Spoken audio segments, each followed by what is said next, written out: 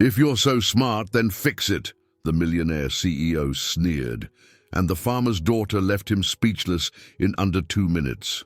Hello, viewer. Thanks for joining us. Leave a like and share your thoughts in the comments, along with the city you're watching from. Now let's continue with the story. Daniel Carter thought he had everything under control. His $150,000 custom SUV, his $800,000 racehorse, his $12 million business built from the ashes of his parents' debt. But on a sweltering September afternoon on a dusty Kentucky back road, everything he thought he knew about competence, worth, and love was about to change forever. When Thunder's dream started showing signs of distress in the stalled trailer, Daniel faced a crisis no amount of money could solve. Then a woman in work boots and a veterinary coat appeared like an answer to a prayer he had not known how to pray. In 2 minutes, she would do something that would leave him speechless. In 14 months, she would change his life completely. This is the story of how a broken-down car became the beginning of an unbreakable bond. Easy, boy. Easy there. Daniel Carter's voice carried the practiced calm of someone who had spent 37 years around horses, but beneath the surface, tension crackled like electricity before a storm. Thunder's dream, his prized thoroughbred stallion worth more than most people's houses, shifted restlessly in the custom trailer. The horse's coat, usually gleaming like polished copper, now showed dark patches of sweat, despite the trailer's expensive climate control system. The problem was simple and terrifying. The climate control had died along with everything else when the SUV's electrical system failed 20 minutes ago. Daniel wiped sweat from his forehead and reached for his phone again. The screen showed the same devastating message. Wilson Automotive, estimated arrival time, 2 hours, 15 minutes, 2 hours. In this heat, with a horse already showing signs of stress, 2 hours might as well be forever. The Kentucky sun beat down mercilessly on the stopped vehicles. September was supposed to be cooling off, but someone had forgotten to tell Mother Nature. The temperature gauge on his dashboard, back when the dashboard worked, had read 94 degrees. Inside the metal trailer, it had to be pushing well over 100. Thunder's dream whinnied again, a sound that carried both frustration and the first notes of genuine distress. Daniel had heard that sound before, years ago, when his grandfather's favorite mare had overheated during a particularly brutal summer. The memory sent ice through his veins, despite the oppressive heat. "I know, Thunder, I know." He stepped closer to the trailer's side window, where the stallion's dark eye looked back at him with what might have been accusation. "We're going to figure this out." But how? His regular mechanic was back in Lexington, 50 miles away. His backup mechanic was at another job. The mobile emergency service was booked solid, and Thunder's dream, the horse that had won 3 major races this season and was scheduled to compete in Louisville next weekend, was slowly cooking in what had become a very expensive metal oven. Daniel had built Carter Equestrian Holdings from nothing, transforming his parents' debt-ridden legacy into one of Kentucky's most respected racing operations. He had survived the worst financial crisis of his life, learned to do every job from mucking stalls to negotiating million-dollar deals. But right now, standing beside his broken-down SUV on a rural road with his most valuable horse in distress, he felt as helpless as he had at 28 when he inherited a mountain of bills and a dream that seemed impossible to save. That's when he heard the sound of tires on gravel. Daniel looked up to see a blue pickup truck slowing down, then pulling over behind his trailer. The truck had seen better decades, with paint that had faded from royal blue to something closer to sky blue, and a few dents that spoke of hard work rather than carelessness. A magnetic sign on the driver's door read Sanders Large Animal Veterinary Services in professional lettering. The driver's door opened, and out stepped a woman who looked to be in her early 30s. She wore practical jeans, work boots that had clearly earned their scuffs, and a short-sleeved veterinary coat that was clean but showed signs of regular use. Her auburn hair was pulled back in a practical ponytail, and when she approached, Daniel noticed her green eyes held the kind of intelligence that came from solving problems rather than just studying them. "Excuse me," she called out, her voice carrying a slight Kentucky accent that was warm rather than thick. "I saw your setup and thought you might have a horse in there. I'm Dr. Hadley Sanders. Is everything all right?"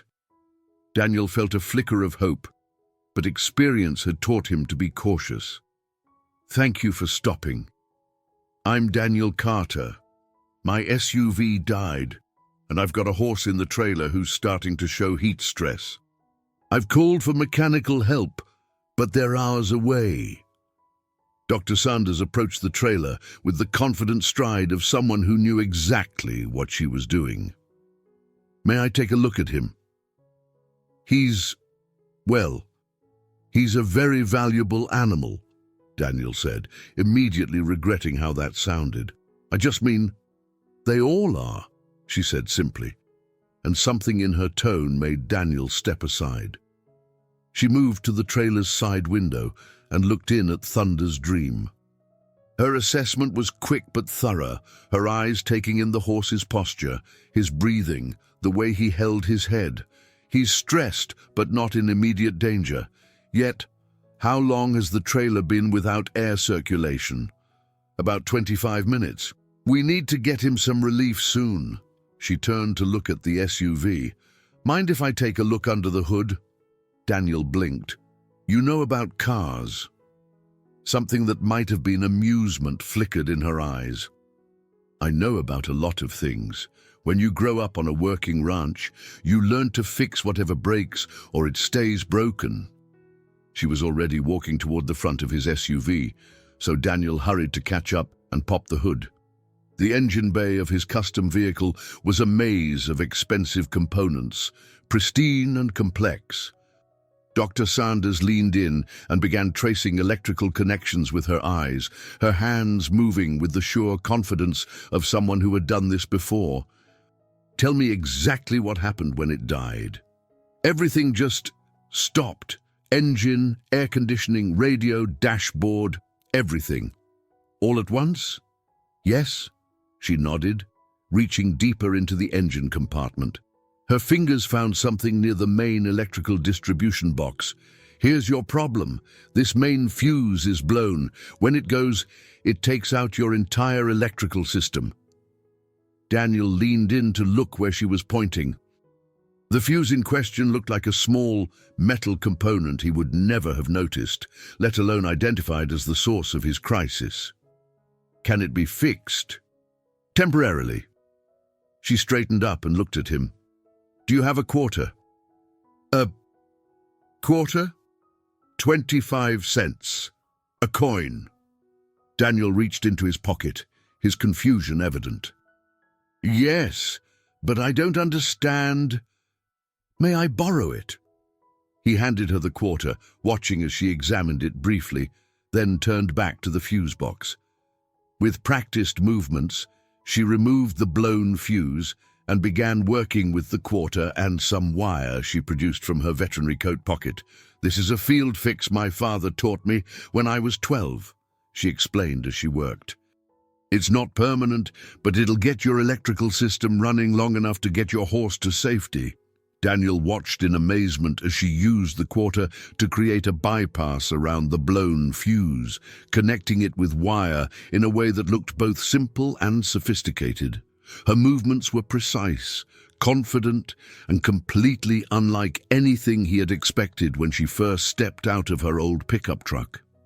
There, she said, stepping back. Try starting it now. Daniel got behind the wheel, turned the key, and felt his heart leap as the engine roared to life. The dashboard lit up, the air conditioning began humming, and from the trailer came the blessed sound of the climate control system resuming operation. He got out of the SUV, feeling like he had just witnessed a miracle. That's incredible. How did you know how to do that? Dr. Sanders was already walking back toward the trailer, checking on Thunder's Dream through the side window. When you can't afford to call a repairman every time something breaks, you learn to be your own repairman. Your horse is already looking better. Daniel joined her at the trailer window. Thunder's Dream's posture had relaxed noticeably, and his breathing was returning to normal as the cooled air began circulating again. I don't know how to thank you, Daniel said. You probably just saved his life. I hope I did. She turned to face him, and he was struck by the genuine warmth in her expression. That's a beautiful horse. What's his name? Thunder's Dream. He looks like a runner. He is. 3 wins this season, with hopefully more to come. Daniel paused, studying her face. Dr. Sanders, can I ask you something? Of course. Where did you learn to diagnose automotive electrical problems? That's not exactly standard veterinary training. She laughed, and the sound was warm and genuine. You'd be surprised what you pick up when you're the only veterinarian within 50 miles, and you have to get to emergency calls, no matter what vehicle decides to break down.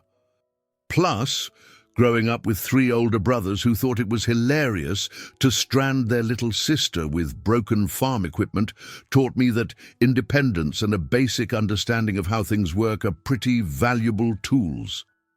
Daniel found himself smiling for the first time since his SUV had died. Your brothers sound like characters. They were, still are, actually, though they've scattered to the winds. I'm the one who stayed home. There was something in the way she said it that suggested a story, but before Daniel could ask, she was extending her hand. I should let you get your boy to wherever you're headed. That fix will hold for a while, but you'll want to get the fuse replaced properly when you can. Daniel shook her hand, noting that her grip was firm, and her palm showed the calluses of someone who worked with her hands. Dr. Sanders. Hadley. Would it be all right if I called you? I'd like to properly thank you for this, and honestly, I'm impressed by what I've seen here today. I think we might have things to talk about.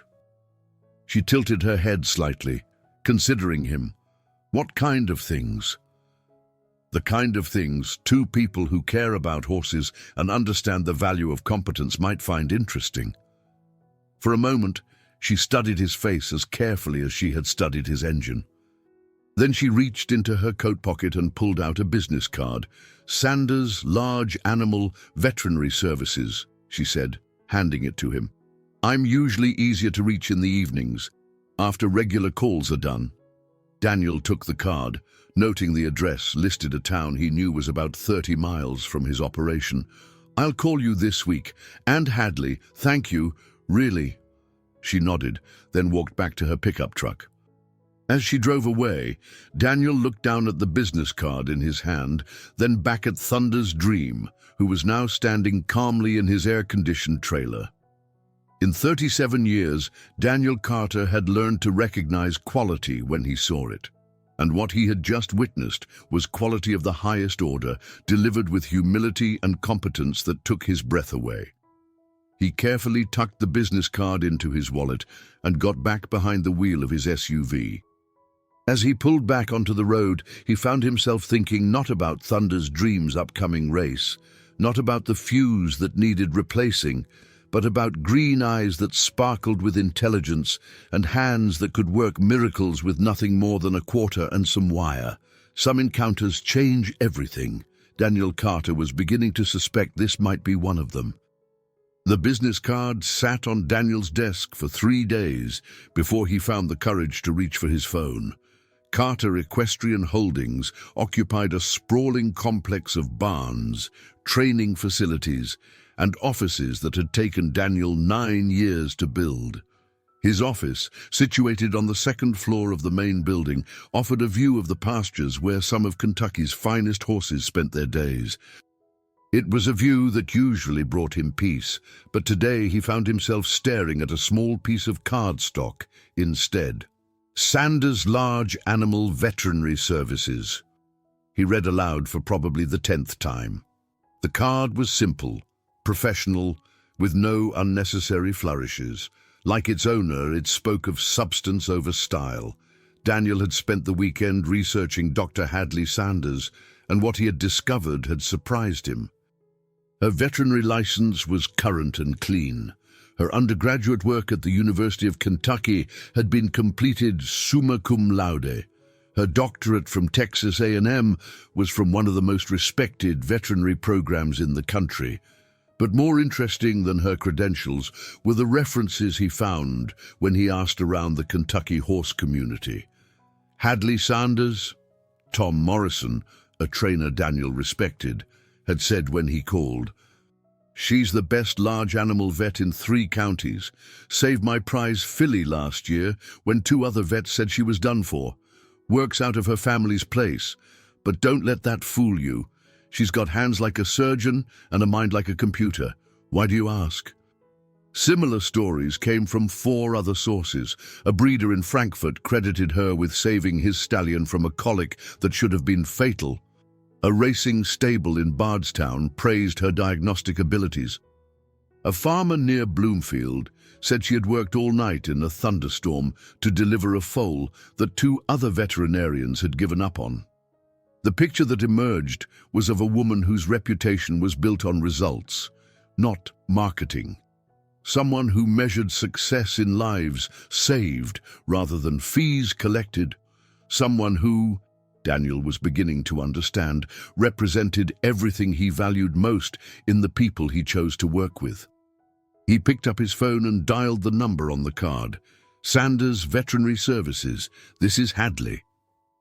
Her voice was warm and professional, with that same slight accent that had struck him as genuine rather than affected. "Dr. Sanders, this is Daniel Carter. We met on Route 62 Tuesday afternoon when my SUV broke down." "Of course, Mr. Carter. How is Thunder's Dream doing?" The fact that she remembered his horse's name struck him as significant. "He's doing well, thank you. Actually, he's doing better than well. He won his race in Louisville Saturday, and I can't help but think he might not have been there at all if you hadn't stopped to help us." "I'm so glad to hear that. He looked like a champion." "Dr. Sanders, I was wondering if I might ask you a favor. I'd like to take you to dinner." "Not as a social invitation," he added quickly, though he wasn't entirely sure that was true, "but as a proper thank you, and because I think we might have some things to discuss that could be mutually beneficial." There was a pause on the other end of the line. "What kind of things?" Daniel looked out his office window at the horses in the pasture below. "The kind of things that might interest a veterinarian who understands that excellence often comes from unexpected places, and a horse owner who's learned that the best people are usually the ones who solve problems instead of creating them." Another pause, longer this time. "That's an interesting way to put it. I've had a few days to think about what happened Tuesday. I keep coming back to the same conclusion. What you did wasn't just impressive, it was exceptional. And in my experience, exceptional people are worth getting to know. Mr. Carter, can I ask you something?" "Of course. Why did you research me?" The directness of the question caught him off guard, but he found himself appreciating it.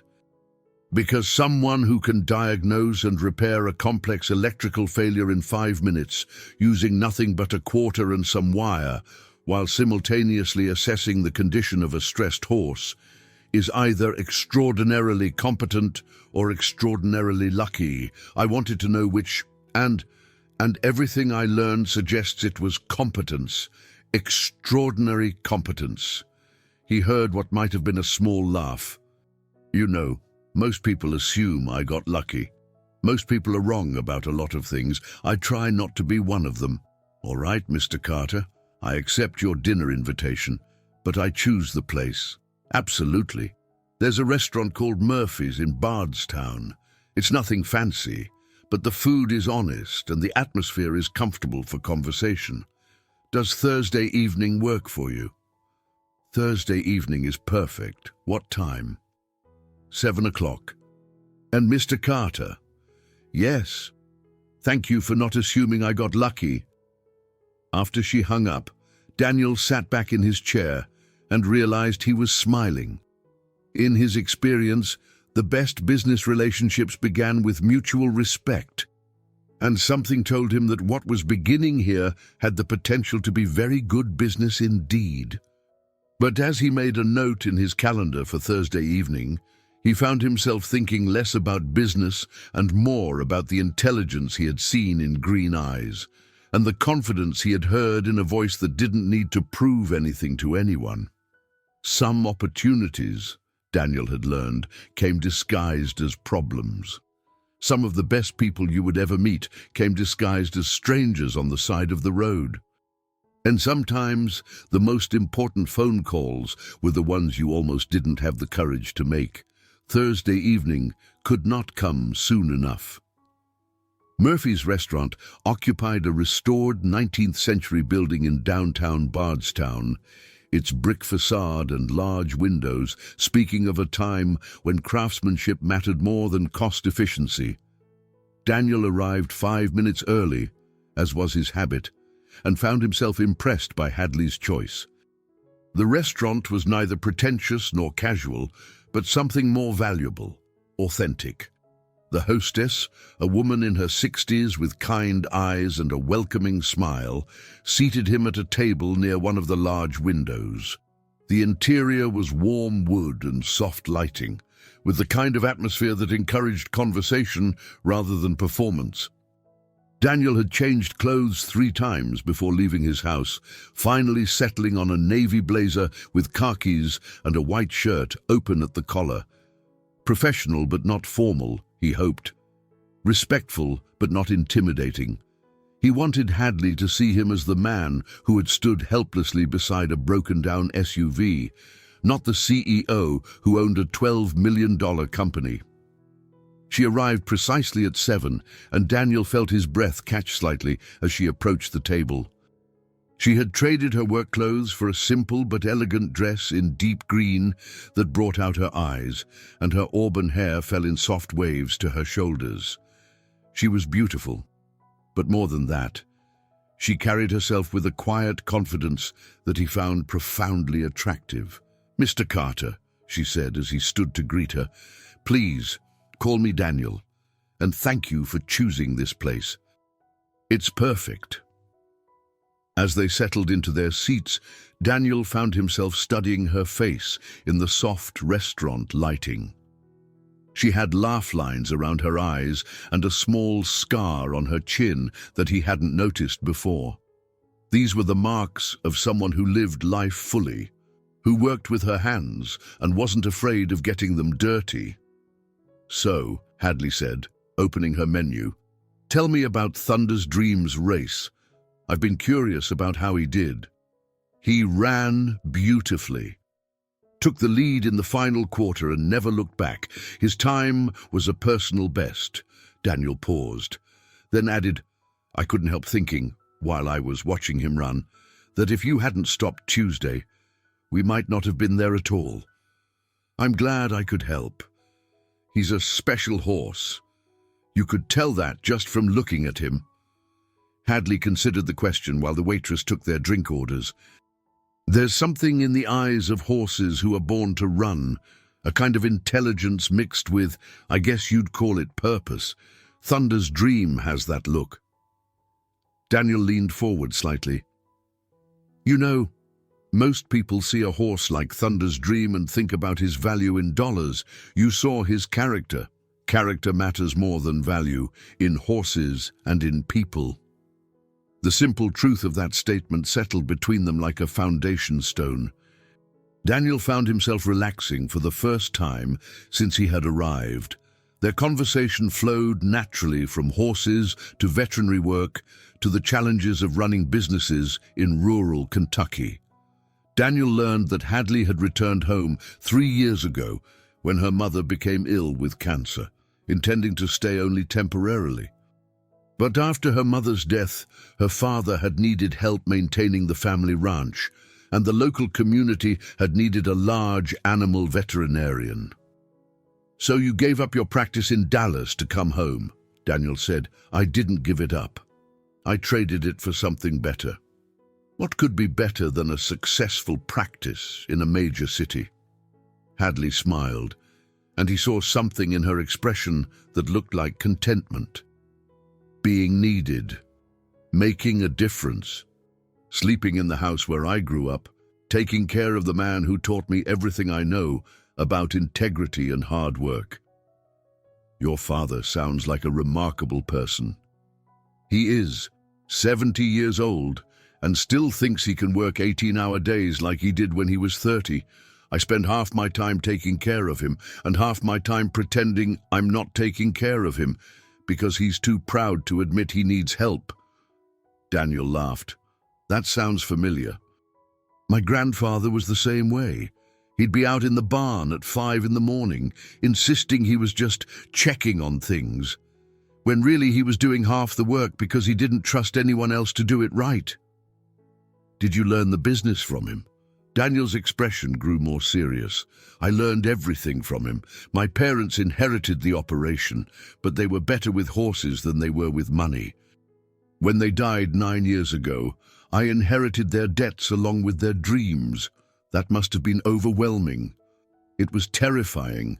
I was 28 years old, had never run a business in my life, and suddenly I was responsible for 40 horses, 12 employees, and enough debt to sink a battleship.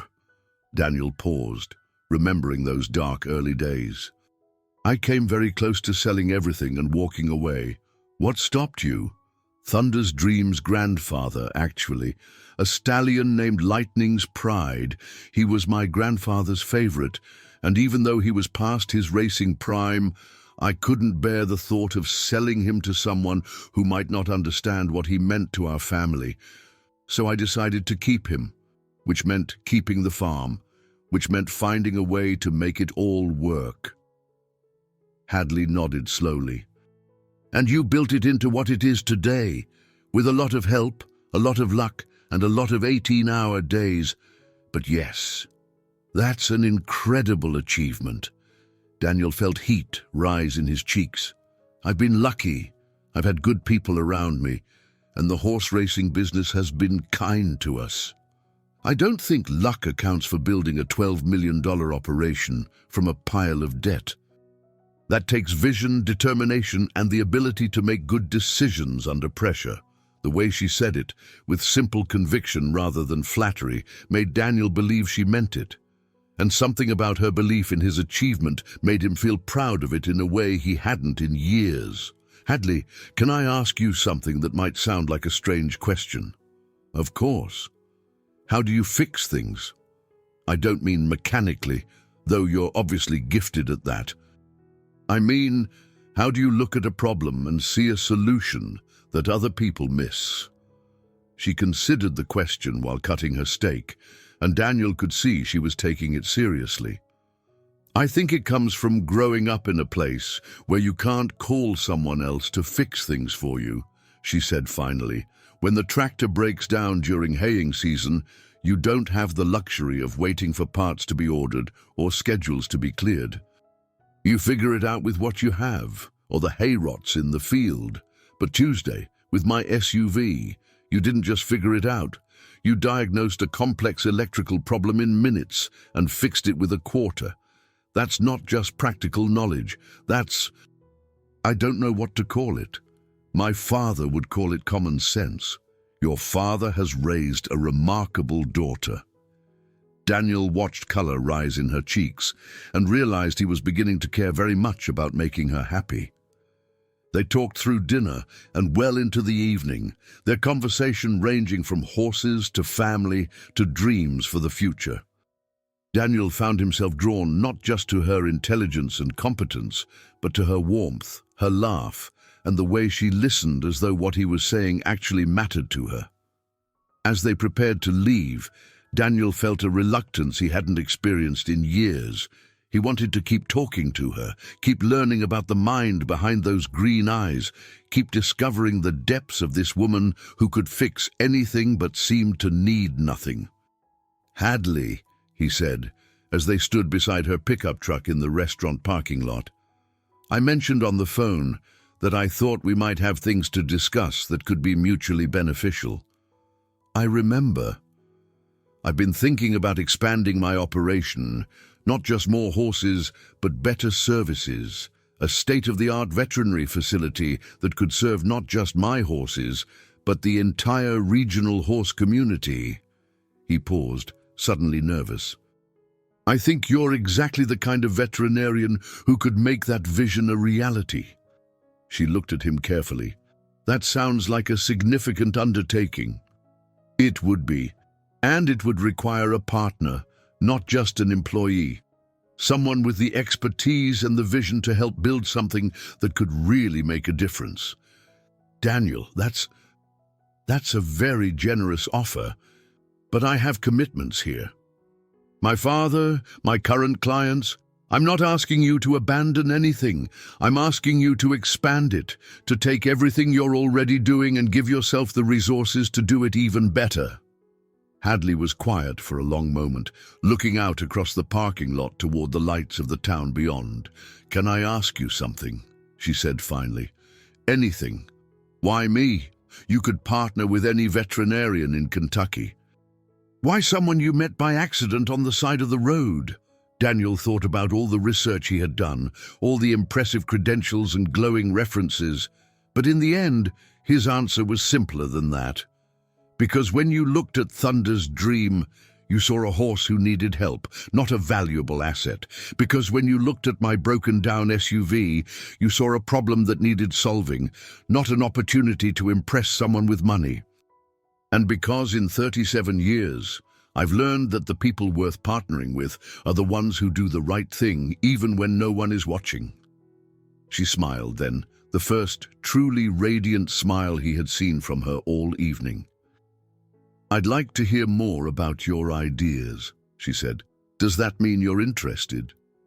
It means I think you might be someone worth getting to know better, Daniel Carter. And your ideas might be worth exploring. As Daniel drove home that night, he found himself thinking that some dinners changed everything. Some conversations opened doors to possibilities you had never imagined. And some people walked into your life disguised as strangers and turned out to be exactly what you had been looking for without knowing you were looking for anything at all. The partnership he had described to Hadley was real, and it was something he had been contemplating for months. But as he turned into his driveway and saw the lights of his barns glowing in the distance, he realized the partnership he was most interested in exploring might not be strictly professional.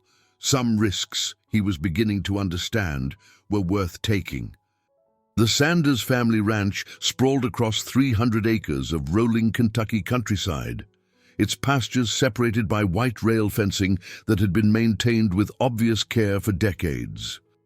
As Daniel drove up the gravel driveway the following Sunday afternoon, he found himself impressed by what he saw: barns that were weathered but solid, equipment that was older but well-maintained, and an overall sense of a place where everything had a purpose and everything was in its proper place. Hadley had invited him to tour her operation and meet her father, and Daniel had accepted with an eagerness that surprised him. He told himself it was professional curiosity, but he was beginning to suspect his motives were more complex than that. The main house was a 2-story farmhouse that looked to be at least a century old, with a wraparound porch and shutters that had been recently painted. A large vegetable garden occupied the space between the house and the nearest barn, its neat rows speaking of someone who understood that good things required patience and care. Daniel had just parked his truck when Hadley emerged from one of the barns, leading a chestnut mare who walked with the careful gait of an animal recovering from injury. "Perfect timing," she called out. "I was just finishing up with Buttercup here." Daniel approached slowly, noting how the mare's ears tracked his movement, but showed no signs of fear or aggression. "What's her story?" "Wire cut on her left foreleg about 6 weeks ago. The owners thought she was done for, but we disagreed." Hadley ran her hand along the mare's neck, and Daniel could see the trust between them. "Didn't we, girl?" The mare nuzzled Hadley's shoulder in response, and Daniel found himself smiling at the obvious affection between horse and veterinarian. "She looks like she's healing well. She'll be back to full work in another month." Sometimes the ones other people give up on turn out to be the most rewarding patients. Daniel had the sense that Hadley was talking about more than just horses, but before he could pursue the thought, a voice called out from the direction of the house. "Hadley Marie, are you going to introduce me to your visitor, or are we going to stand here all day watching you fuss over that mare?" The man walking toward them was clearly Hadley's father.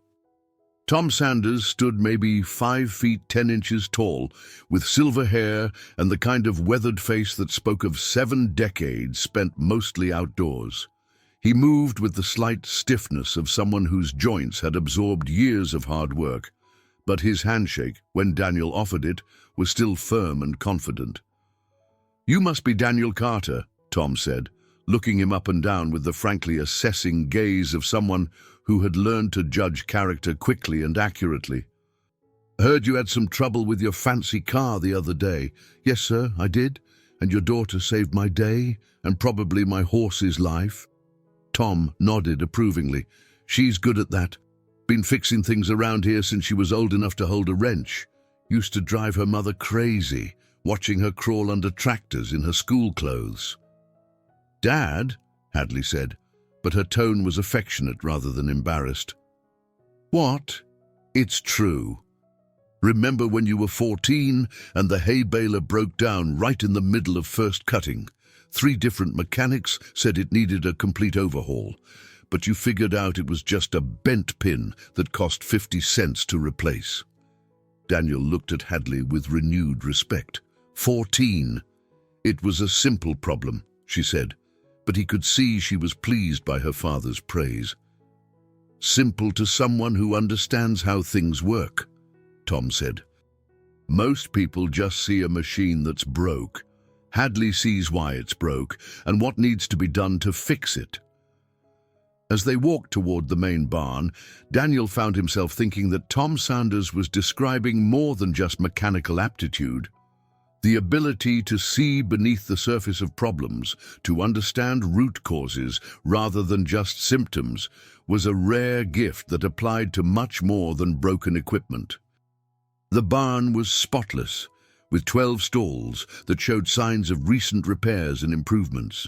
The concrete floors were scrubbed clean, the water systems were modern and efficient, and the equipment was organized with military precision. "This is impressive," Daniel said, meaning it. "You've maintained this beautifully." "Thank you," Tom replied. "Built most of it myself, back when my knees worked better and lumber didn't cost more than gold." They toured the rest of the facility, with Hadley explaining her veterinary setup and Tom providing commentary on 40 years of ranch management. Daniel was struck by the obvious love and pride both father and daughter took in their operation, but also by subtle signs that maintaining it was becoming more challenging. Tom Sanders was clearly still sharp and capable, but Daniel noticed how he favored his left leg slightly, and how he let Hadley handle the more physically demanding tasks without comment. The ranch was beautifully maintained, but some of the infrastructure was showing its age in ways that would require significant investment to address. After the tour, they settled on the front porch with glasses of sweet tea that tasted like it had been made from a recipe passed down through generations. The afternoon sun was warm, but not oppressive, and a gentle breeze carried the sounds of horses moving peacefully in the distant pastures. "So," Tom said, settling into a rocking chair that looked like it had been his preferred seat for decades, "Hadley tells me you've got some kind of business proposition." Daniel glanced at Hadley, who nodded encouragingly. "I've been thinking about expanding my operation to include a full-service veterinary facility, not just for my horses, but for the entire regional horse community. A place where horses could receive the kind of advanced care that's usually only available in major cities." Tom rocked slowly, considering. "Sounds expensive." "It would be a significant investment," Yes, sir. But I think there's a real need for it, and I think it could be profitable while also serving an important purpose in the community. And you want Hadley to run it? I want Hadley to partner with me in building it. Her expertise, her reputation, her understanding of what the community needs, my resources and business experience, together, I think we could create something really special. Tom looked at his daughter. What do you think, sweetheart? Hadley was quiet for a moment, looking out across the pastures where she had grown up. I think it could be wonderful, she said finally. But I also think it could change everything. And I'm not sure I'm ready for everything to change. Daniel felt his heart sink slightly, but Tom Sanders surprised him. Honey, the older man said gently, sometimes change is exactly what we need, even when we don't think we're ready for it.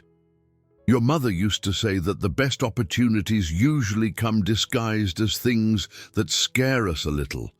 But what about the ranch? What about your needs here? Tom smiled, and Daniel could see where Hadley had inherited her warmth. I've been taking care of myself for 70 years. I think I can manage a while longer. And besides, seems to me that having a state-of-the-art veterinary facility practically next door might not be such a bad thing for an old rancher with creaky joints and horses who aren't getting any younger themselves. Daniel felt hope stir in his chest. We could design it so that your current operation wouldn't be disrupted at all. In fact, we could incorporate improvements that would benefit your ranch as well as the new facility. You've really thought this through, Hadley said. I've thought about little else since our dinner Thursday night. She looked at him then, and something in her expression made Daniel's pulse quicken. Why is this so important to you, Daniel? You've already built a successful operation. Why take on the complexity and risk of something like this? Daniel considered his answer carefully. He could talk about market opportunities and business expansion and diversification of revenue streams. All of that would be true. But sitting on this porch, with the sun slanting through the trees and the sound of horses whinnying in the distance, he found himself wanting to give her the real answer. Because I've spent 9 years building something that honors my family's legacy and proves that ethical business can succeed. But I've done it mostly alone, and I'm tired of being alone. I want to build something with someone who shares my values and my vision, someone who understands that success should benefit more than just the people who achieve it. Tom Sanders rocked in his chair, a small smile playing at the corners of his mouth. Son, that's the first time you've mentioned what you want instead of just what you think would be good business. Daniel felt heat rise in his cheeks. Sir, Oh, don't apologize. I like a man who knows what he wants and isn't afraid to say so. Life's too short to pretend you don't care about things you care about. Hadley was looking at Daniel with an expression he had never seen before, something that might have been wonder mixed with possibility. If we were to consider this, she said slowly, really consider it, what would the timeline look like? Daniel felt his heart begin to race. We could start with feasibility studies and site planning immediately. Construction could begin in the spring, with a target opening of 18 months from now. But Hadley, I want to be clear about something. What's that? This would be a true partnership. Equal partners, equal say in decisions, equal ownership of whatever we build together. I'm not looking for an employee or even a highly valued consultant. I'm looking for a partner in every sense of the word. Tom Sanders stopped rocking and looked at Daniel with sharp attention. That's a generous offer, son, more generous than most men would make. It's the only offer that makes sense. I bring money and business experience. Hadley brings expertise, reputation, and understanding of what this community needs. Without both halves, we have nothing. Hadley stood up from her chair and walked to the porch railing, looking out over the land where she had grown up. When she turned back, her expression was thoughtful but determined. "I'd like to see detailed plans," she said. "Budgets, timelines, architectural concepts. Everything. Does that mean you're interested?" "It means I'm interested enough to do my due diligence." She smiled. "Someone recently taught me that the best business relationships begin with mutual respect and careful consideration." Daniel felt a grin spread across his face. "I think I'd like to meet this someone. They sound very wise." "Oh, he has his moments." As Daniel drove home that evening, he found himself thinking that some afternoons changed the trajectory of everything that followed. Some conversations opened doors to futures you had never dared to imagine. And some partnerships began not with contracts and negotiations, but with sweet tea on a front porch and the recognition that the best things in life were worth the risk of pursuing them. He had a lot of work to do, plans to develop and details to organize, but for the first time in 9 years, Daniel Carter felt like he was building something for reasons that went far beyond business success. He was building something with someone who mattered, and that, he was beginning to understand, made all the difference in the world. 3 weeks later, Daniel's office looked like a war room for the most important campaign of his professional life. Architectural drawings covered every available surface. Financial projections filled multiple spreadsheets on his computer, and a detailed timeline stretched across one entire wall. He had spent 14-hour days assembling what he hoped would be the most compelling business proposal of his career.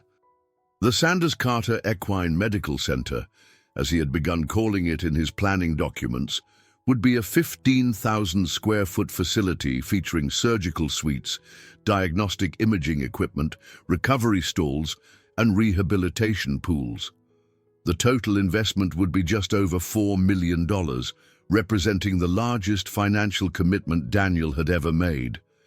But the numbers, impressive as they were, told only part of the story. What excited Daniel most about the project was its potential to transform veterinary care for horses throughout central Kentucky. No longer would horse owners have to choose between basic local care and expensive trips to urban animal hospitals.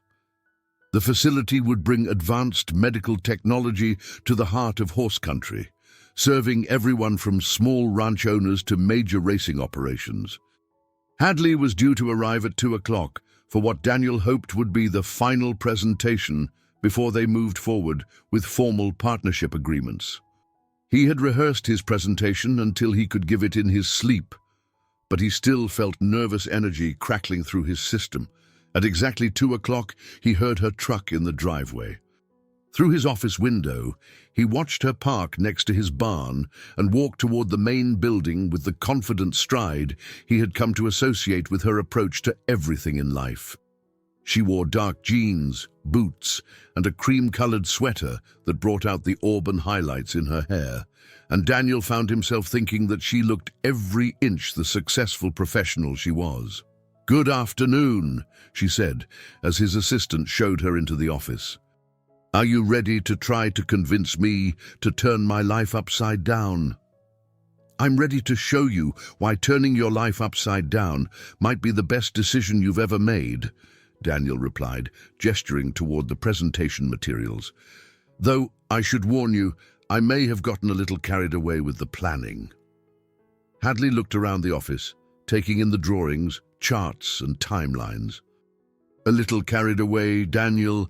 This looks like you're planning to invade a small country, just Kentucky's veterinary market," she laughed, and the sound eased some of the tension Daniel had been carrying for days. "All right, show me what you've got." For the next 2 hours, Daniel walked her through every aspect of the proposed facility. He showed her architectural drawings that depicted a building designed specifically for equine medicine, with wide corridors for moving horses, specialized surgical suites, and recovery areas that maximize both safety and comfort. He presented financial projections that demonstrated not just profitability, but the potential for significant reinvestment in community programs and equipment upgrades. But the part of the presentation he was most proud of was the section detailing their community outreach programs, reduced rate services for local ranchers, educational workshops for young people interested in veterinary careers, and partnerships with agricultural programs at regional universities. "This is extraordinary," Hadley said, studying a cross-section drawing of the proposed surgical suite. "These specifications are better than what I've seen at major urban animal hospitals. That's the point. If we're going to do this, I want to do it right. I want to create something that raises the standard for equine medical care, not just matches what already exists." Hadley moved to the financial projections, her trained eye quickly scanning the columns of numbers. "These revenue estimates seem optimistic. They're based on current demand for services that people currently have to travel to Lexington or Louisville to receive. We're not creating new demand. We're capturing existing demand that's currently being served inefficiently." She nodded slowly. "And you're confident about the $4 million investment?" Daniel had been dreading this question, not because he wasn't confident in the numbers, but because his confidence was based on more than just financial calculations. "Hadley, I'm confident because I trust your expertise and I believe in your vision for what veterinary care should be. The money is important, but it's not the most important thing. The most important thing is that we're building something that will make a real difference in the lives of horses and the people who care about them." She looked up from the financial documents, and he saw something in her expression that made his heart beat faster. "You realize that if we do this, if we really do this, everything changes for both of us. I realize that. My quiet life taking care of ranch horses and helping my father becomes a bigger life, taking care of more horses and building something that serves the entire community. Your successful but predictable business operation becomes a partnership with someone whose judgment I trust more than my own in the areas that matter most." They looked at each other across the office, and Daniel felt the weight of the moment settling around them like gravity. This was bigger than a business decision. This was a choice about who they wanted to be and how they wanted to spend the next phase of their lives. "Daniel, can I ask you something that might sound strange?" "Ask me anything." "Are you sure this is about the veterinary facility?" The question caught him completely off guard. "What do you mean? I mean, are you sure you're not just looking for reasons to spend more time with me?" Daniel felt his face grow warm, but he also felt a surge of clarity that surprised him with its intensity. "No," he said quietly. "I'm not sure of that at all." Hadley's eyes widened slightly. "Oh. But I am sure that everything I've shown you today represents a genuine business opportunity that could benefit thousands of horses and hundreds of horse owners. I'm sure that you're the most competent veterinarian I've ever encountered, and that partnering with you would be the smartest business decision I could make. And I'm sure that even if I weren't attracted to you, even if I didn't find myself thinking about you at completely inappropriate times during the day, I would still want to do this project with you. But you are attracted to me. Hadley, I find you fascinating, impressive, beautiful, and completely unlike anyone I've ever met. So yes, I'm attracted to you. But I hope you'll believe me when I say that my attraction to you as a person hasn't blinded me to your value as a professional partner." She was quiet for a long moment, looking down at the architectural drawings spread across his desk. "My father likes you," she said finally. "I like him too. He's raised a remarkable daughter. He says you're the first man I've brought around who seems more interested in my brain than in..." She gestured vaguely at herself. "Your father is a wise man, though if I'm being completely honest, I'm interested in all of you." She looked up at him then, and Daniel saw something in her expression that made him forget to breathe. "If we do this," she said slowly, "if we become business partners, We need to agree on boundaries. Professional relationships and personal relationships are complicated enough separately. Mixing them is risky, Daniel finished. Very risky. But some risks are worth taking. And some risks destroy everything you've worked to build. Daniel nodded, understanding that she was asking him to make a choice. Focus on the business partnership, or explore the personal attraction, but not both simultaneously. What if I told you that I think you're worth both risks? He said. What if I told you that I'd rather risk everything for the chance to build something amazing with you than play it safe and always wonder what might have been? Hadley stared at him for a long moment, and Daniel could almost see her working through the implications, weighing the opportunities against the dangers. I'd say you're either very brave or very foolish. Probably both. She smiled then, the kind of smile that made Daniel understand why people wrote poetry about falling in love. All right, Daniel Carter, let's be brave and foolish together. Does that mean you're in? It means I'm in for the business partnership, and we'll see what happens with the rest of it. Daniel felt like he might float right out of his office chair. When can we start? We start with lawyers and contracts and making this official. But Daniel, yes. Thank you for believing that I'm worth the risk. It's been a long time since anyone made me feel like I was worth risking anything for. As they shook hands to seal their agreement, Daniel realized that some partnerships begin with handshakes and end up changing everything you thought you knew about what was possible in life. He was about to find out just how much everything could change.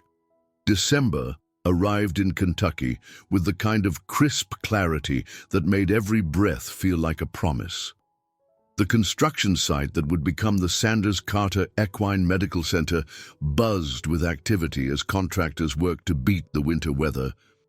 Daniel found himself arriving earlier each morning and staying later each evening, not just to oversee the construction, but because every day brought new opportunities to work alongside Hadley Sanders. And every day he discovered something new to admire about the woman who was becoming far more than just his business partner. They had fallen into a rhythm of collaboration that felt as natural as breathing. Daniel would handle the business aspects, contractor meetings, and equipment procurement, while Hadley focused on the medical specifications, staff planning, and community outreach. But increasingly, they found themselves consulting each other on everything, their different perspectives creating solutions neither could have achieved alone. On this particular December morning, Daniel stood in what would eventually be the main surgical suite, watching Hadley explain the placement of overhead lighting to the electrical contractor. She spoke with the quiet authority of someone who had performed countless surgeries, her hands gesturing to show exactly how the lights needed to be positioned for optimal visibility during delicate procedures. The shadows have to be eliminated completely, she was saying. When you're working on a horse's leg fracture at 3 in the morning, the difference between perfect lighting and almost perfect lighting can mean the difference between saving a career and ending one. The contractor nodded, making notes on his tablet. Daniel had watched this scene play out dozens of times over the past month, and he never tired of seeing Hadley in her element, transforming architectural drawings into a facility that would serve horses and their owners for decades to come. Dr. Sanders, the contractor said, I've got to say, in 20 years of building medical facilities, I've never worked with anyone who thought through the practical details as thoroughly as you do. Hadley smiled, and Daniel felt the familiar flutter in his chest that occurred whenever she looked genuinely pleased. Thank you. I've learned that the difference between good medicine and great medicine is usually found in the details most people never think about. After the contractor left, Daniel and Hadley walked through the partially completed facility, discussing the progress and making adjustments to their timeline. The December air was cold enough that their breath made small clouds as they talked. But Daniel found himself reluctant for these morning inspections to end. "The recovery stalls are going to be perfect," Hadley said, examining the spacious areas designed for horses healing from surgery. "The rubber flooring, the individual climate control, the way the sight lines allow us to monitor multiple patients without disturbing them. It's exactly what I dreamed of when I was working in cramped facilities that were never designed for equine medicine." "You know what I love most about this project," Daniel said, stopping to look at her in the morning light. "What's that?" "Watching you see it come together. You light up when you talk about how we'll be able to help horses that other facilities can't treat. It's like watching someone discover they can fly." Hadley looked at him with an expression he couldn't quite read. "Daniel, can I tell you something?" "Of course." "When I agreed to this partnership, I thought it was about building a better veterinary facility, but it's become something more than that. It's become about proving that we can take care of each other's dreams as carefully as we take care of our patients." The simple honesty of her statement hit Daniel like a physical force. Standing there in the partially constructed building they were creating together, he realized that somewhere in the past few months, Hadley Sanders had become the most important person in his world. "Hadley," he said softly, "I think I'm falling in love with you." The words hung in the cold air between them, like a bridge that once crossed would change everything. Daniel immediately wondered if he had spoken too soon, revealed too much, risked the perfect professional partnership they had built. But then Hadley stepped closer to him, close enough that he could see the warmth in her green eyes despite the winter cold. "I think I'm falling in love with you too," she whispered. For a moment, they stood looking at each other in the partially completed surgical suite, surrounded by the evidence of their shared vision and the possibility of something even more meaningful. Daniel raised his hand to touch her face, and she leaned into his touch like a flower turning towards sunlight. They might have kissed then, might have sealed this acknowledgement of their growing feelings with the kind of intimacy they had been dancing around for weeks. But the sound of approaching vehicles broke the spell, and they stepped apart as the morning's first delivery truck rumbled into the construction site. "We should probably talk about this," Hadley said, her cheeks flushed with something that might have been cold or might have been emotion. "Yes, we should," Daniel agreed, "but not here, not now. Tonight. As they walked back toward their vehicles, Daniel felt like he was floating 6 inches above the frozen ground. The woman walking beside him was brilliant, beautiful, and had just admitted that she was falling in love with him. Life, he thought, sometimes surprised you with gifts you had never dared to hope for. That evening, they met at a small restaurant halfway between their operations, a place quiet enough for the conversation they needed to have. Over dinner, they talked honestly about their feelings, their fears, and what it might mean to pursue a romantic relationship while building a business partnership. "I've never mixed business with personal relationships," Hadley admitted. "It scares me." "It scares me too," Daniel replied. "But I'm more scared of pretending I don't feel what I feel. What if it doesn't work? What if we try this and it ruins everything we've built?" Daniel reached across the table and took her hand. "What if it does work? What if we discover that we're even better together personally than we are professionally?" By the end of the evening, they had agreed to explore their relationship carefully, honestly, and with full awareness of what they were risking. It was, they both acknowledged, the most terrifying and exciting decision either of them had made in years. As Daniel drove home that night, he found himself thinking that some conversations change the trajectory of your entire life.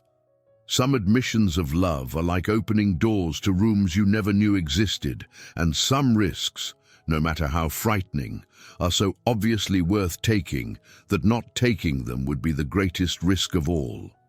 Tomorrow, he and Hadley would continue building their veterinary facility, but they would also begin building something even more precious, a love based on mutual respect, shared values, and the kind of partnership that makes both people stronger than they could ever be alone. February 14th fell on a Wednesday, and Daniel Carter had never been less interested in Valentine's Day in his entire life. He had spent the morning dealing with a delayed equipment delivery, the afternoon reviewing construction invoices, and the evening looking forward to nothing more romantic than reviewing architectural specifications with Hadley over takeout Chinese food. But at 11:30 that night, his phone rang with the kind of call that every horse owner dreads. "Daniel, it's Marcus." His stable manager's voice was tight with worry. "You need to get here now." "It's Thunder's dream." Daniel was out of bed and pulling on clothes before Marcus finished the sentence.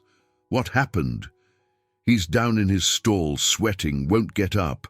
Frank thinks it might be colic, but it could be worse. He's asking for you to get here fast." Colic, the word sent ice through Daniel's veins. In horses, what started as simple digestive upset could escalate to life-threatening emergency within hours. And Thunder's dream, despite his value and his victories, was as vulnerable to the condition as any other horse. Daniel's hands shook as he dialed Hadley's number while driving toward his stable. She answered on the second ring, her voice instantly alert despite the late hour. "Daniel, what's wrong?" "It's Thunder's dream. Possible colic. Can you meet me at the stable? I'm already getting dressed." "I'll be there in 20 minutes. By the time Daniel reached his facility, Thunder's dream was exhibiting all the classic signs of severe abdominal pain. The magnificent stallion who had won 3 races this season lay on his side in the stall, his coat dark with sweat, his breathing rapid and shallow. Occasionally he would struggle to his feet, turn in circles, then collapse again. Frank Morrison, Daniel's longtime stable veterinarian, looked up as Daniel approached the stall. His expression was grave. "How bad is it?" Daniel asked. "Bad. His heart rate is elevated, he's showing signs of severe pain, and he's not responding to the usual colic treatments. I think we're looking at a surgical situation." Daniel felt the world tilt slightly. Colic surgery was dangerous under the best circumstances, expensive even when successful, and fatal more often than horse owners like to acknowledge. For a horse like Thunder's dream, whose career depended on his physical perfection, surgery carried additional risks that could end his racing days, even if it saved his life. "Where's the nearest surgical facility?" Daniel asked. "University of Kentucky Veterinary Hospital." "But it's an hour drive, and I'm not sure he's stable enough for transport." That's when Daniel heard Hadley's truck in the driveway. She ran toward the barn with her medical bag in one hand and a larger equipment case in the other. Daniel had never been so relieved to see anyone in his life. "What's the situation?" she asked, already moving toward Thunder's dream stall. Frank quickly briefed her on the symptoms and his preliminary assessment. Hadley knelt beside the horse, her hands moving with practiced efficiency as she conducted her own examination. Daniel watched her face, trying to read her expression as she worked. "You're right about the surgery," she said finally, looking up at Frank, "but I don't think he'll survive transport to Lexington." Daniel felt his heart sink. "So we're out of options." Hadley stood up, brushing hay from her knees. "Not necessarily. I can do the surgery here." Both Daniel and Frank stared at her. "Here," Frank said. "Hadley, this isn't a simple procedure. We're talking about major abdominal surgery under field conditions.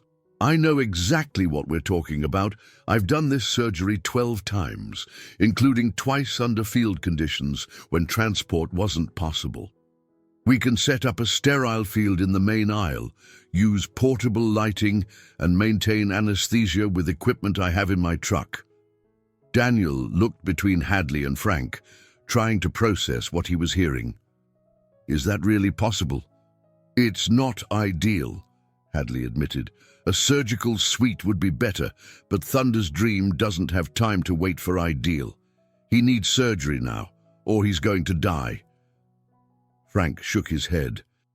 "Hadley, if something goes wrong, if we lose him on the table, "If we don't try, we're definitely going to lose him," she replied calmly. "At least this way, he has a chance." Daniel looked down at Thunder's Dream, the horse who had started everything between him and Hadley, the horse whose distress had first brought them together. The irony wasn't lost on him that on Valentine's Day, this horse might again be the catalyst for something profound between them. "What do you need?" he asked Hadley. "Complete trust, steady hands to assist, and about 4 hours of uninterrupted time." "You have all three." What followed was the longest night of Daniel's life. Under portable lights that turned the stable aisle into an improvised surgical suite, Hadley worked with the kind of focused intensity he had never witnessed before. Her hands moved with surgical precision as she opened Thunder's Dream's abdomen, located the twisted section of intestine that was causing the crisis, and carefully corrected the problem that was threatening his life. Daniel assisted by holding instruments, monitoring the horse's vital signs, and providing whatever support Hadley needed. Frank managed anesthesia and helped maintain the sterile field. For 4 hours, they worked together with the kind of coordination that only comes from shared purpose and complete trust. At 3:30 in the morning, Hadley began closing the surgical incision with sutures so precise they looked like works of art. "How does it look?" Daniel asked quietly. "Good. Better than good. We got to it in time. The correction was successful, and his vital signs are stable." "He's going to make it." Daniel felt tears. He hadn't known he was holding back start to flow. "Are you sure?" "I'm sure. Thunder's Dream is going to be fine. He'll need several weeks of recovery, but he should be able to return to racing without any long-term effects." As they cleaned up the surgical equipment and moved Thunder's Dream to a recovery stall, Daniel found himself looking at Hadley with something approaching awe. Over the past 4 hours, he had watched her save the life of his most valuable horse, using nothing but skill, determination, and equipment she had brought in the back of her pickup truck. "Hadley," he said, as they finally sat down on hay bales outside Thunder's Dream's recovery stall, "what you did tonight was miraculous."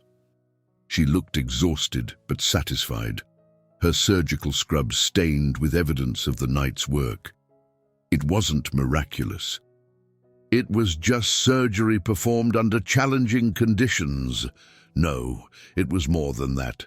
It was someone caring enough to risk everything to save a life that mattered to someone else."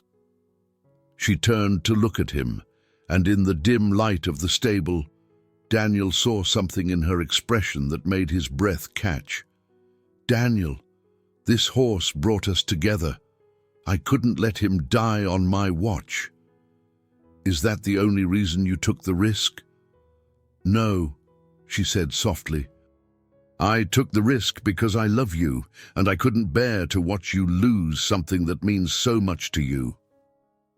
They sat in the quiet stable, surrounded by the peaceful sounds of horses resting and the rhythmic breathing of Thunder's Dream recovering from surgery. Daniel reached for Hadley's hand, noting that despite everything she had been through that night, her fingers were steady and warm. "I love you too," he said. "And after tonight, I understand something I didn't before." "What's that?" "I understand that loving you means trusting you completely, and I've never trusted anyone the way I trust you." As the first light of dawn began to filter through the stable windows, Daniel and Hadley sat together watching over the horse who had brought them together, saved by hands that could work miracles and a heart brave enough to risk everything for love. Some nights change everything. Some acts of courage reveal the true depth of what two people mean to each other, and sometimes the greatest declarations of love come not in words, but in the willingness to fight for what matters most to the person you care about. Valentine's Day, Daniel thought as he watched Hadley check Thunder's Dream's vital signs one more time, had never been more perfectly timed. The days following Thunder's Dream's surgery passed in a haze of recovery monitoring, antibiotic administration, and cautious optimism. Hadley had moved temporarily into the guest room at Daniel's house to provide round-the-clock care for her patient, and Daniel found himself marveling at both her medical expertise and her gentle bedside manner with animals. But more than her professional competence, Daniel was struck by how naturally Hadley fit into his daily routine. She made coffee the way he liked it without being asked, left notes about Thunder's dream's progress on his kitchen counter, and somehow managed to make his house feel more like a home than it had since he had built it. On the fifth morning after the surgery, Daniel woke to find Hadley already in the kitchen, reading veterinary journals while eating breakfast. She wore one of his old University of Kentucky sweatshirts over her jeans, and her hair was pulled back in the practical ponytail she favored when working. Daniel thought she had never looked more beautiful. "Good morning," she said, looking up from her journal. "Thunder's appetite is excellent this morning. His incision is healing perfectly, and I think we can start reducing his pain medication." "That's wonderful news," Daniel said, pouring himself coffee from the pot she had already made. "But how are you doing? You've been working 18-hour days for almost a week." "I'm fine. This is what I do." Daniel sat down across from her at the kitchen table, studying her face in the morning light. There were shadows under her eyes that spoke of too little sleep, and a tension in her shoulders that suggested she was carrying more stress than she was admitting. "Hadley, when was the last time you took a day off?" She considered the question. "I don't really think in terms of days off. Animals don't get sick on a convenient schedule." "That's not what I asked." She looked at him with a slight smile. "You're beginning to sound like my father. Your father is a wise man, and he raised a daughter who takes better care of everyone else than she takes care of herself. I take perfectly good care of myself." Daniel reached across the table and took her hand. "You've been living on 4 hours of sleep and take-out food for a week. You've been worrying about Thunder's dream's recovery, managing your regular patients, and overseeing construction at our facility. When do you get to just be Hadley instead of Dr. Sanders, who has to save everyone?" Something in her expression shifted, and Daniel saw a vulnerability he hadn't noticed before. "I don't know how to just be Hadley anymore," she said quietly. "Ever since I came home to take care of my mother, I've been the person everyone depends on to fix things. My father needs help with the ranch. My patients need medical care. The community needs a large animal veterinarian. And now you need a partner for the most important project of your professional life. And what do you need?" The question seemed to catch her off guard. "What do you mean?" "I mean, what does Hadley Sanders need? Not Dr. Sanders, not Tom Sanders' daughter, not my business partner. What do you need?" She was quiet for a long moment, looking down at their joined hands. "I need to know that I'm more than just useful," she said finally. "I need to know that someone values me for who I am, not just for what I can do for them." Daniel felt his heart break a little at the honesty in her voice. "Hadley, look at me." She raised her eyes to meet his. "I fell in love with you before I knew anything about your surgical skills or your business acumen. I fell in love with the woman who stopped to help a stranger on the side of the road, not because she had to, but because it was the right thing to do. I fell in love with someone who sees potential where other people see problems, who treats a $800,000 racehorse with the same care she'd give to a farmer's old plow horse." Tears were starting to form in her eyes. "Daniel, I love your competence and your intelligence and your amazing ability to fix anything that's broken. But mostly, I love your heart. I love the way you care about things. I love the way you make me want to be a better person just by being yourself." She was crying now, but she was also smiling. "I've never had anyone say things like that to me." "Then you've been spending time with the wrong people." They sat together in the morning quiet of his kitchen, holding hands across the table where they had shared breakfast, and Daniel felt something settle into place in his chest. This was what happiness felt like, he realized. Not the excitement of a business success or the satisfaction of a goal achieved, but the deep contentment of being with someone who saw you clearly and loved you anyway. "Hadley," he said softly, "I want you to know that you don't have to earn my love by being useful. You don't have to save my horses or build my business or solve my problems. You just have to be yourself. What if myself isn't enough? Then I'm a much worse judge of character than I thought. Because from where I'm sitting, yourself is the most remarkable thing I've ever encountered." She laughed through her tears, and the sound filled Daniel's kitchen with something that felt like sunrise. "I love you, Daniel Carter. I love you too, Hadley Sanders. And I think it's time we both learned to trust that." Later that morning, as they walked out to check on Thunder's dream together, Daniel realized that some conversations heal more than just misunderstandings. Some moments of vulnerability create the kind of intimacy that makes two people stronger than they could ever be apart. And sometimes, the most important thing you can offer someone you love is not your ability to solve their problems, but your promise to love them regardless of whether they have any problems to solve. Thunder's dream was standing in his stall, alert and comfortable, his coat beginning to regain its healthy shine. When he saw Hadley approaching, he nickered softly and moved toward the stall door. "He knows you saved his life," Daniel said. "Animals are smart that way," Hadley replied, running her hand along the horse's neck. "They remember kindness." As Daniel watched Hadley with Thunder's dream, he found himself thinking that kindness, like love, was something that created bonds stronger than logic or convenience. And some bonds, once formed, changed everything about how you understood what was possible in life. The construction site of their veterinary facility was visible from Thunder's dream's stall, the building taking shape day by day. Soon, they would have a place where they could provide the kind of advanced care that had saved Thunder's dream to horses throughout central Kentucky. But more than that, they would have built something together that represented their shared values and their commitment to each other. Some partnerships were built on contracts and profit sharing. Others were built on shared dreams and mutual respect.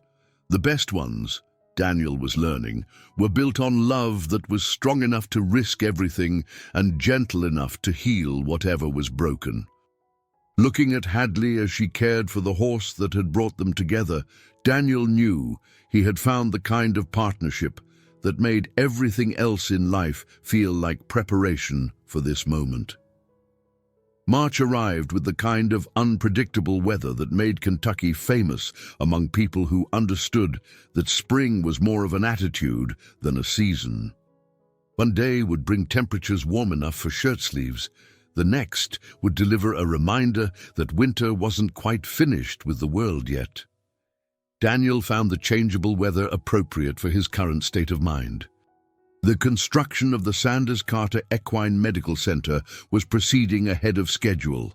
Thunder's dream had recovered completely from his surgery and was back in training, and his relationship with Hadley had settled into a rhythm of professional collaboration and personal intimacy that felt both thrilling and terrifying. They were spending most evenings together now, alternating between his house and the Sanders family ranch, and Daniel had begun to understand what people meant when they talked about finding someone who felt like home. Hadley challenged his thinking, supported his dreams, and made him laugh in ways he hadn't since his grandfather was alive. She also, he was discovering, had the ability to make him want things he had never allowed himself to want before. On this particular March evening, they were reviewing equipment specifications for the facility's diagnostic imaging suite when Hadley looked up from the catalog she was studying and caught him staring at her. "What?" she said, smiling at his expression. "I was just thinking about how different everything is now compared to 6 months ago." "Different how?" Daniel set down his own catalog and leaned back in his chair. They were in his home office, surrounded by the planning materials that had become the landscape of their shared future, and he found himself wondering how he had ever made important decisions without her input. 6 months ago, I was a reasonably successful businessman who thought he had everything figured out. I worked 12-hour days, ate dinner alone most nights, and measured success entirely in terms of profit margins and racing victories. And now I find myself caring more about building something meaningful with someone I love than about just building something profitable by myself. Hadley closed her catalogue and gave him her full attention. Daniel, can I ask you something that might sound strange? Ask me anything. Do you ever worry that we're moving too fast? The question caught him off guard, partly because it was something he had been wondering about himself, and partly because he wasn't sure how to answer it honestly without sounding either careless or terrified. What do you mean by too fast? I mean, 6 months ago we were strangers. Now we're business partners. We're in love. We spend most of our free time together, and we're making decisions about the future like we've known each other for years instead of months. Daniel considered her words carefully. Do you think we're moving too fast? I don't know. Sometimes it feels like the most natural thing in the world. And sometimes it feels like I'm jumping off a cliff without knowing how far the fall is going to be. Are you having second thoughts about us? No, she said quickly. I'm not having second thoughts about how I feel about you, but I am wondering if we should be more careful about how we let those feelings affect our decisions.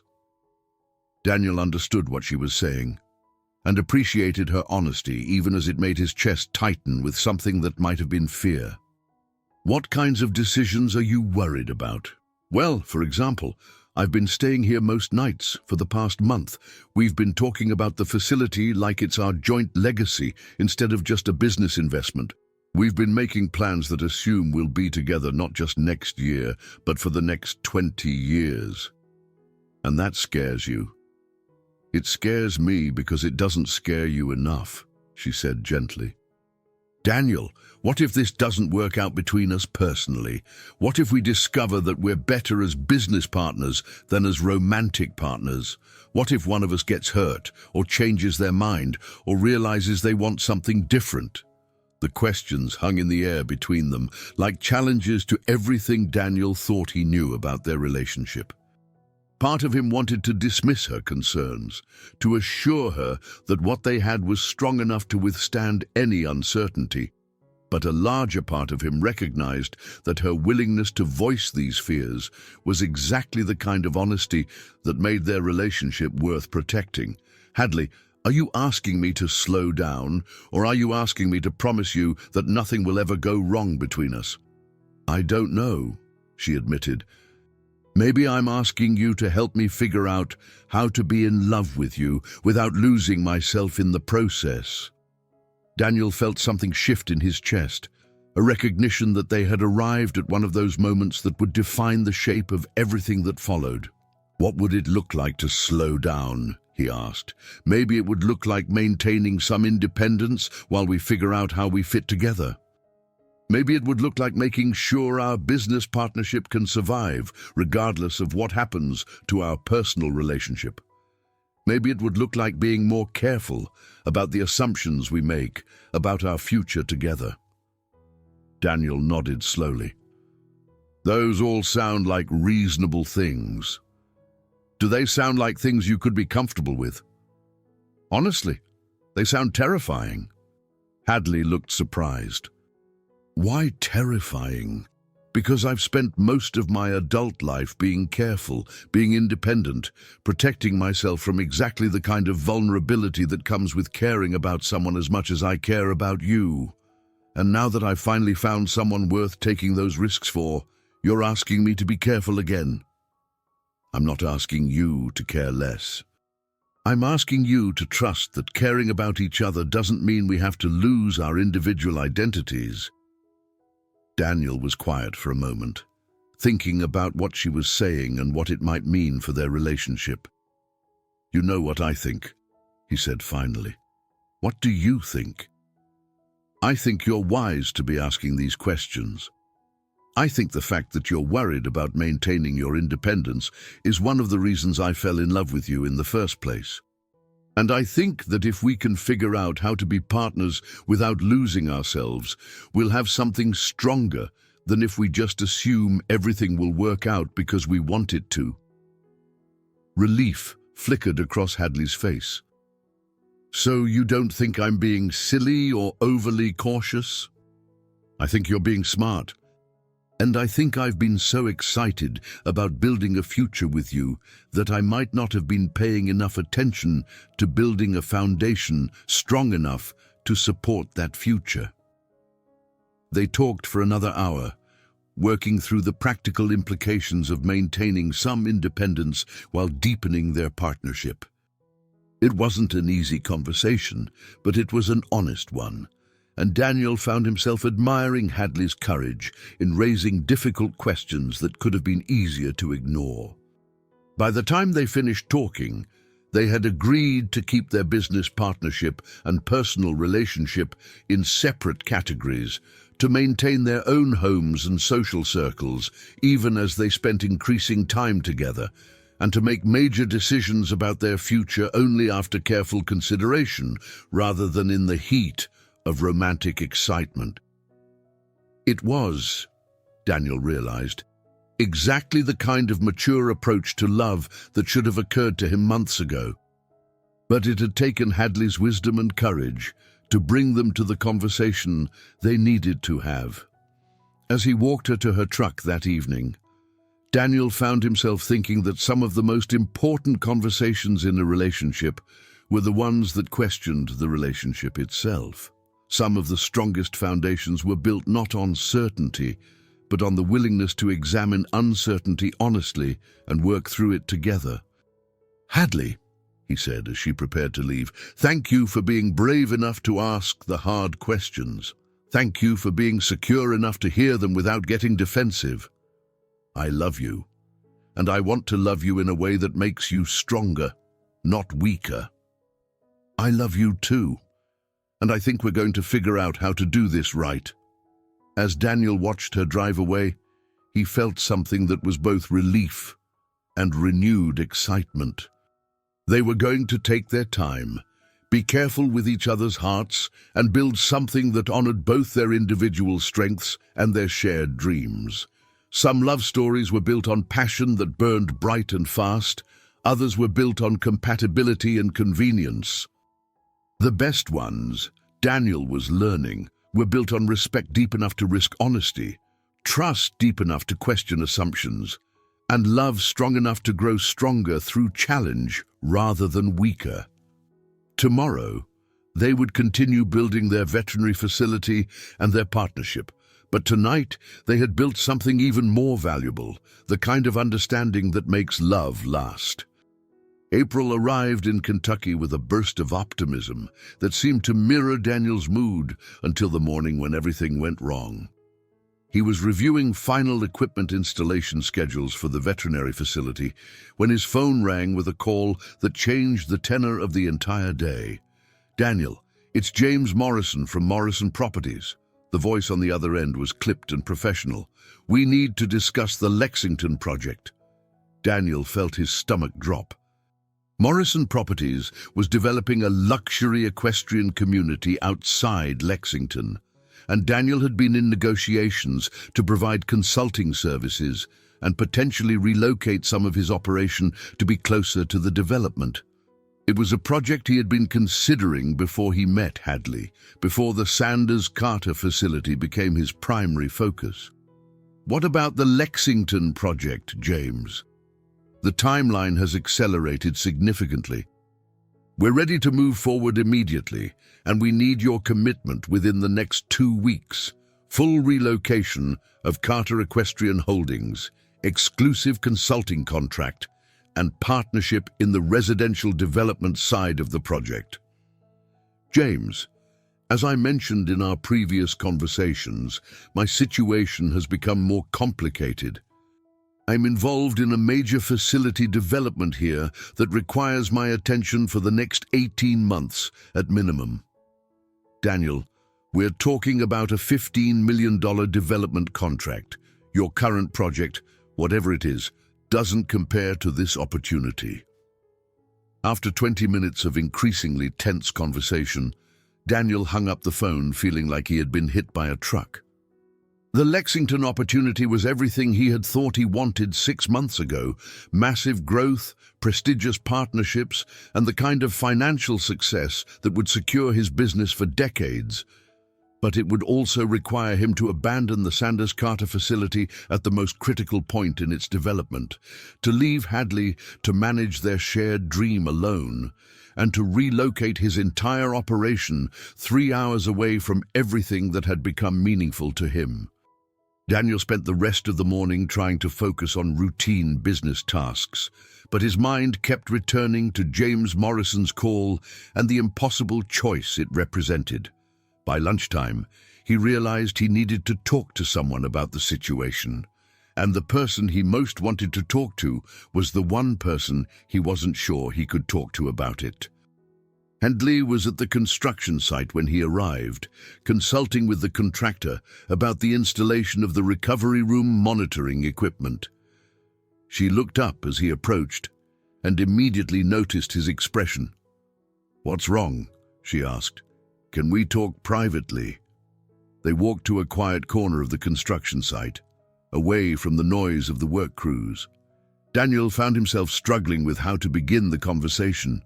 "Daniel, you're making me nervous." "What happened?" "I got a call this morning about a business opportunity, a very significant business opportunity." "That sounds like good news." "It would be, except that it would require me to relocate Carter Equestrian Holdings to Lexington and abandon our facility project." Hadley went very still. "Oh." "The developer has accelerated their timeline. They need a commitment within 2 weeks, and they want exclusive focus on their project." "How significant is this opportunity?" Daniel told her about the $15 million development contract, the prestigious partnerships, and the potential for expansion that dwarfed anything he could achieve with his current operation. As he spoke, he watched Hadley's expression change from concern to something that looked like resignation. "That's an incredible opportunity," she said when he finished. "Yes, it is. And you're considering it." "I'm trying to figure out how to evaluate it rationally." Hadley nodded slowly, looking out across the construction site where their shared dream was taking physical form. "Daniel, can I ask you something?" "Of course." "When you were negotiating this Sanders Carter facility, when you were convincing me to become your partner, did you know about this Lexington opportunity?" The question hit Daniel like a physical blow. "Yes, I knew about it." "But it wasn't a firm offer then, just preliminary discussions." "So, when you were telling me we were building something together for the long term, you knew there was a possibility you might leave?" Daniel heard the hurt in her voice and realized how his situation must look from her perspective. "Hadley, I never intended—" "What did you intend?" "I intended to build something meaningful with you. I still intend that, but if this Lexington opportunity is better, if it offers more money and more prestige, then what we're building here becomes expendable." "That's not how I see it." "Then how do you see it?" Daniel struggled to find words that would explain his position without making everything worse. "I see it as having to choose between 2 different versions of my future. One that involves individual success on a larger scale, and one that involves partnership success on a more personal scale. And you're not sure which one you want." "I'm not sure which one is the right choice for my business." Hadley was quiet for a long moment, and when she spoke again, her voice was carefully controlled. "Daniel, I think you should take the Lexington opportunity." "What?" "I think you should take it. It's clearly a better business opportunity than what we're building here." "Hadley, that's not what I want. But it might be what you need, And if you don't take it, if you stay here and our facility doesn't succeed the way you hoped, you'll always wonder what might have been." Daniel felt panic rising in his chest. "Are you trying to get rid of me? I'm trying to protect both of us from making decisions based on emotions instead of logic. What if I don't want to make this decision based on logic? Then you're not the businessman I thought you were." The words hung between them like a challenge, and Daniel realized that somehow, in trying to be honest about his dilemma, he had created a crisis that threatened everything they had built together. "Hadley, I don't want the Lexington opportunity if it means losing you. And I don't want you to give up a $15 million contract because you're worried about hurting my feelings. This isn't about your feelings. This is about us, about what we're building together." What we're building together was supposed to be a business partnership based on mutual benefit. If the Lexington opportunity offers you more benefit, then staying here doesn't make business sense. Daniel stared at her, trying to understand how their conversation had taken this turn. "So you think I should just walk away from everything we've planned? I think you should do what's best for your business and your future." "What about your future? What about the facility? I'll figure something out." "I always do." The resignation in her voice was worse than anger would have been. Daniel realized that Hadley was protecting herself from the possibility of his abandonment by pushing him toward the door before he could walk through it himself. "Hadley, please don't do this." "Don't do what?" "Don't pretend you don't care whether I stay or go." "I care. But I also understand that business opportunities like this don't come along often, and I won't be the reason you pass up the chance to achieve everything you've worked for." "What if everything I've worked for has changed? What if what I want now is different from what I wanted 6 months ago?" "Then you need to be very sure about that before you make a decision that affects both our futures." As Daniel drove home that afternoon, he felt like his world had tilted off its axis. The conversation with Hadley had revealed fault lines in their relationship that he hadn't known existed, questions about commitment and priority that he thought they had already answered. The Lexington opportunity was everything he had thought he wanted before he met Hadley, but the life he had begun building with her was everything he had never known he needed. Some choices, Daniel realized, weren't between good and bad options, but between different definitions of success. Some decisions required you to choose not just what you wanted, but who you wanted to become. And some conversations revealed that the people you love most were also the ones capable of hurting you most deeply, often while trying to protect you from pain. As he pulled into his driveway, Daniel realized that he had 48 hours to figure out which version of his future he was brave enough to choose, and whether the woman he loved would still be part of that future, regardless of what he decided. Some crossroads change everything. Some opportunities cost more than they offer. And sometimes the most important business decision you ever make has nothing to do with money and everything to do with what kind of person you want to be when you wake up every morning for the rest of your life. Daniel spent 2 sleepless nights wrestling with the decision that seemed to define not just his professional future, but his understanding of who he was and what he valued most deeply. The Lexington opportunity represented everything he had worked toward for 9 years: financial security, professional prestige, and the kind of success that would honor his parents' memory and his grandfather's legacy. But choosing Lexington would mean abandoning the Sanders Carter facility at the moment when Hadley needed him most, walking away from the partnership that had become the most meaningful aspect of his business life, and potentially losing the woman who had changed his entire perspective on what success should look like. On Friday morning, Daniel made his decision. He called James Morrison first, thanking him for the opportunity, but declining the Lexington contract. The conversation was difficult and expensive, but Daniel felt a weight lift from his shoulders as soon as he spoke the words that committed him to staying in central Kentucky with Hadley and their shared dream. Then he drove to the Sanders Ranch to find Hadley and tell her about his choice. He found her in the main barn, treating a mare with a minor leg injury. She looked up as he approached, her expression carefully neutral. "How's the decision-making going?" she asked. "It's done. I called Morrison this morning and declined the Lexington opportunity."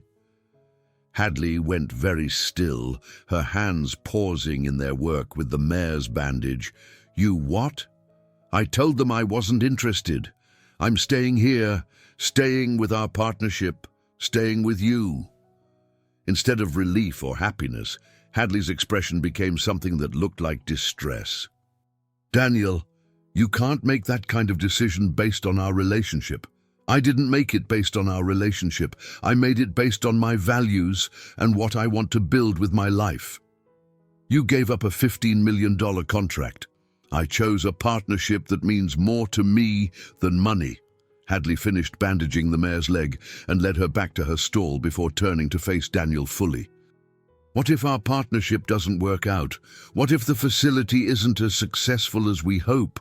What if something happens to us personally that makes working together impossible? Then I'll deal with those problems when and if they arise. But I won't make decisions based on fear of what might go wrong. Daniel, you don't understand. When you told me about the Lexington opportunity, when I realized that you were considering leaving, I understood something I hadn't understood before." "What did you understand?" "I understood how much I've been depending on you, not just professionally, but emotionally. I've been building my future around the assumption that you'll be part of it, and that's not fair to either of us." Daniel felt cold creep into his chest. "What are you saying?" "I'm saying that maybe we've been moving too fast in all directions. Maybe we need to step back and figure out how to be independent people who choose to work together instead of people who depend on each other to feel complete. Hadley, I chose to stay because I want to build something with you. That's not dependence. That's partnership. But what if you're wrong? What if you wake up in 6 months and realize you made the wrong choice? What if you start resenting me for the opportunities you gave up?" Daniel stared at her, trying to understand how his decision to stay had somehow created the crisis he had been trying to avoid. "Are you breaking up with me? I'm asking for some space to figure out what we both really want, independent of the pressure we put on each other to make everything work perfectly." "How much space?" "I don't know. Maybe we should focus on finishing the facility as business partners and put the personal relationship on hold until we're both sure about what we want." Daniel felt like the ground was shifting beneath his feet. "Hadley, I am sure about what I want. I want you. I want our partnership. I want the life we've been building together. But I'm not sure, and I can't keep letting you make major life decisions based on what you think I need from you. What if what you need from me is exactly what I want to give you? Then it will still be true after we take some time to figure ourselves out independently." Daniel realized that arguing with her would only prove her point about pressure and dependence. If Hadley needed space to be sure about their relationship, then giving her that space was the only way to preserve any possibility of a future together. "How do we do this?" he asked quietly. "We finish the facility, we make it the best equine medical center in Kentucky. We prove that our professional partnership can succeed regardless of what happens between us personally. And then we see what we both want, when we're not making decisions based on fear or pressure or the need to rescue each other from uncertainty." As Daniel drove home that afternoon, he felt like he had made the right choice for the wrong reasons, or possibly the wrong choice for the right reasons. He had given up the Lexington opportunity to stay with Hadley, only to discover that staying had created exactly the pressure she was trying to avoid. But as he thought about their conversation, Daniel began to understand what Hadley was really asking for. She wasn't asking him to love her less or to care less about their partnership. She was asking him to love her and their partnership from a position of strength and choice, not from a position of need or fear. It was, he realized, exactly the kind of mature approach to love that he should have been practicing all along. And if taking a step back now meant building something stronger later, then it was a step worth taking. Some relationships grew stronger through constant closeness, others grew stronger through the confidence that came from choosing each other freely without pressure or dependence. The best ones, Daniel was learning, were built on the kind of love that made both people better individually and better together. The Sanders-Carter Equine Medical Center would open in 4 months. And in 4 months, Daniel and Hadley would discover whether they had built a partnership strong enough to survive the test of independence, and a love strong enough to choose itself freely when all the pressure was removed. Some distances were measured in miles. Others were measured in the space required for 2 people to become the individuals they needed to be before they could be the couple they wanted to become. Daniel was about to learn which kind of distance would define the next chapter of his life with Hadley Sanders. The Sanders-Carter Equine Medical Center was scheduled to open in 3 weeks, and Daniel Carter had never felt more alone in his life. For 2 months, he and Hadley had worked together with professional efficiency that was both admirable and heartbreaking. They collaborated on staff interviews, equipment testing, and operational procedures with the kind of seamless coordination that should have felt like victory. Instead, it felt like the most elaborate form of torture ever devised. They were polite. They were productive. They were careful not to let their hands touch when passing documents. They discussed medical protocols and business projections as if they were pleasant colleagues who had never shared intimate conversations about their deepest fears, never held each other during Thunder's dream surgery, never admitted that they were falling in love with each other. The professional success of their partnership only made the personal distance more painful. Every day, Daniel watched Hadley demonstrate exactly why he had fallen in love with her. And every day he was reminded that love alone wasn't enough to overcome the fundamental question she had raised.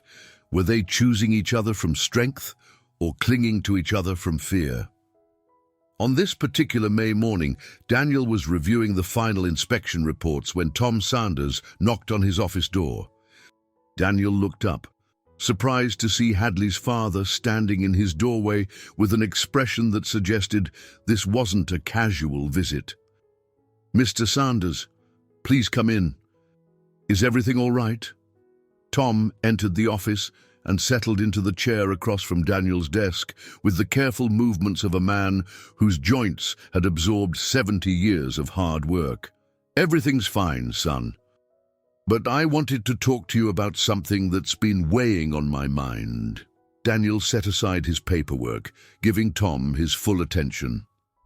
In the months since their partnership began, he had developed deep respect for Hadley's father, recognizing in him the kind of steady wisdom that came from decades of making difficult decisions with grace and integrity. "What can I help you with?" "It's more about what I might be able to help you with," Tom said. "I've been watching you and Hadley dance around each other for 2 months now, being so careful not to step on each other's feelings that you've forgotten how to be in the same room without looking like you're in pain." Daniel felt heat rise in his cheeks. "Sir, I don't think—" "Oh, don't give me that formal nonsense. You love my daughter, she loves you, and you're both so busy protecting each other from making the wrong decision that you're about to make the worst decision of all, which is letting fear convince you that love is a weakness, instead of understanding that the right kind of love makes both people stronger." Daniel leaned back in his chair, studying Tom's weathered face. Hadley asked for space to figure out what she wanted independently. I'm trying to respect that, and that was wise of her and respectful of you. But son, there's a difference between taking time to understand your own heart and being so afraid of making a mistake that you never risk making any decision at all. I'm not sure I understand what you're suggesting. Tom was quiet for a moment, looking out the office window toward the construction site where their shared dream was taking its final form. When I met Hadley's mother 47 years ago, I knew within a week that I wanted to marry her. But I spent 6 months trying to talk myself out of it, convinced that I was too young, too poor, too uncertain about the future to make such an important commitment. What changed your mind? I realized that I was never going to feel completely ready for something as big as loving someone for the rest of my life. But I also realized that Linda made me want to become the kind of man who was ready for that kind of love. Daniel nodded slowly, beginning to understand where the conversation was heading. The day I proposed to Linda, I wasn't proposing to her because I had everything figured out. I was proposing because I trusted that we could figure everything out together. And 44 years of marriage taught me that the best decisions aren't the ones you make when you feel completely certain, but the ones you make when you've found someone worth being uncertain with. Tom, what are you asking me to do? I'm asking you to consider the possibility that you and Hadley have learned everything you need to learn from being apart. I'm asking you to consider that maybe it's time to risk being vulnerable again. Daniel thought about the past 2 months of careful professionalism, the way Hadley's eyes sometimes lingered on his face when she thought he wasn't looking, the way she still asked about Thunder's dream, even though they were supposed to be maintaining professional boundaries. What if she's not ready? What if she thinks I'm pressuring her again? Son, there's only one way to find out. And if you wait much longer, you might discover that the window for finding out has closed. That afternoon, Daniel found Hadley in the nearly completed surgical suite, calibrating the overhead lighting system. She wore scrubs and safety glasses, her hair pulled back in the practical ponytail he had learned to associate with her most focused work.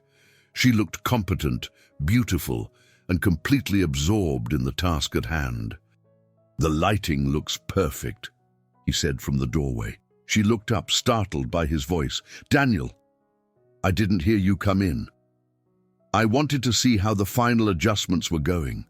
Everything's exactly as we planned. The facility is going to be everything we hoped it would be." They stood looking at each other across the surgical suite, surrounded by the evidence of their successful partnership and the weight of everything they had not said to each other in 2 months. "Hadley, can I ask you something?" "Of course. Have you figured out what you wanted to figure out?" She was quiet for a long moment, her hands stilling on the equipment she'd been adjusting. "What do you mean?" "I mean, when you asked for space 2 months ago, you said you needed to understand what you wanted independently of the pressure we were putting on each other. Have you understood?" Hadley removed her safety glasses, and Daniel could see something vulnerable in her expression. "I've understood some things. What have you understood?" "I've understood that I spent so many years being the person everyone else needed that I forgot how to be the person I wanted to be. I've understood that I was afraid of losing myself in our relationship because I had never really found myself outside of relationships." Daniel nodded, recognizing the wisdom in her self-reflection. "But I've also understood something else," she continued. "What's that?" "I've understood that becoming the person I want to be is easier when I'm with someone who sees the best version of me and loves me enough to help me grow into that version." Daniel felt his heart begin to beat faster. "And who is that someone?" "Daniel, you know who that someone is."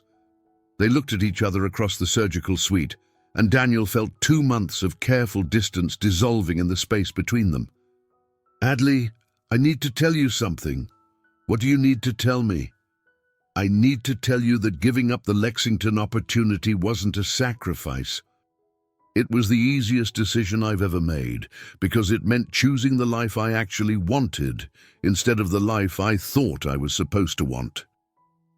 Daniel, I need to tell you that these past 2 months of working with you professionally, but not being able to love you personally, have been the longest 2 months of my life.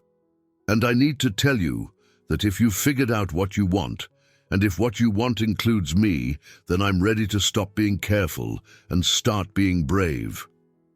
Hadley set down her equipment and walked toward him, closing the distance between them with steps that felt like a decision. "What if what I want is complicated?" she said, when she was close enough that he could see the flecks of gold in her green eyes. "Then we'll figure out complicated together. What if what I want is scary? Then we'll be scared together. What if what I want is you, but I also want to be someone who doesn't need you to feel complete?" Daniel smiled, understanding finally what she had been working toward during their time apart. "Then you want exactly what I want. Because I want you, but I also want to be someone who chooses you every day because I love you, not because I need you to feel whole." "Daniel Carter," she said softly, "I love you, not because you complete me, but because you inspire me to become more complete myself." "Hadley Sanders," he replied, "I love you too. And I want to spend the rest of my life proving that the best partnerships are made of two strong people who choose to be stronger together." Shiyu, when they kissed in the surgical suite of their nearly completed facility, surrounded by the evidence of their professional success and the promise of their personal future, Daniel understood that some love stories weren't about finding someone to fill the empty spaces in your life, but about finding someone who helped you discover that you were already whole. Some risks were worth taking, not because they guaranteed success, but because they guaranteed growth. Some partnerships were built not on need, but on the recognition that two people could accomplish more together than either could achieve alone.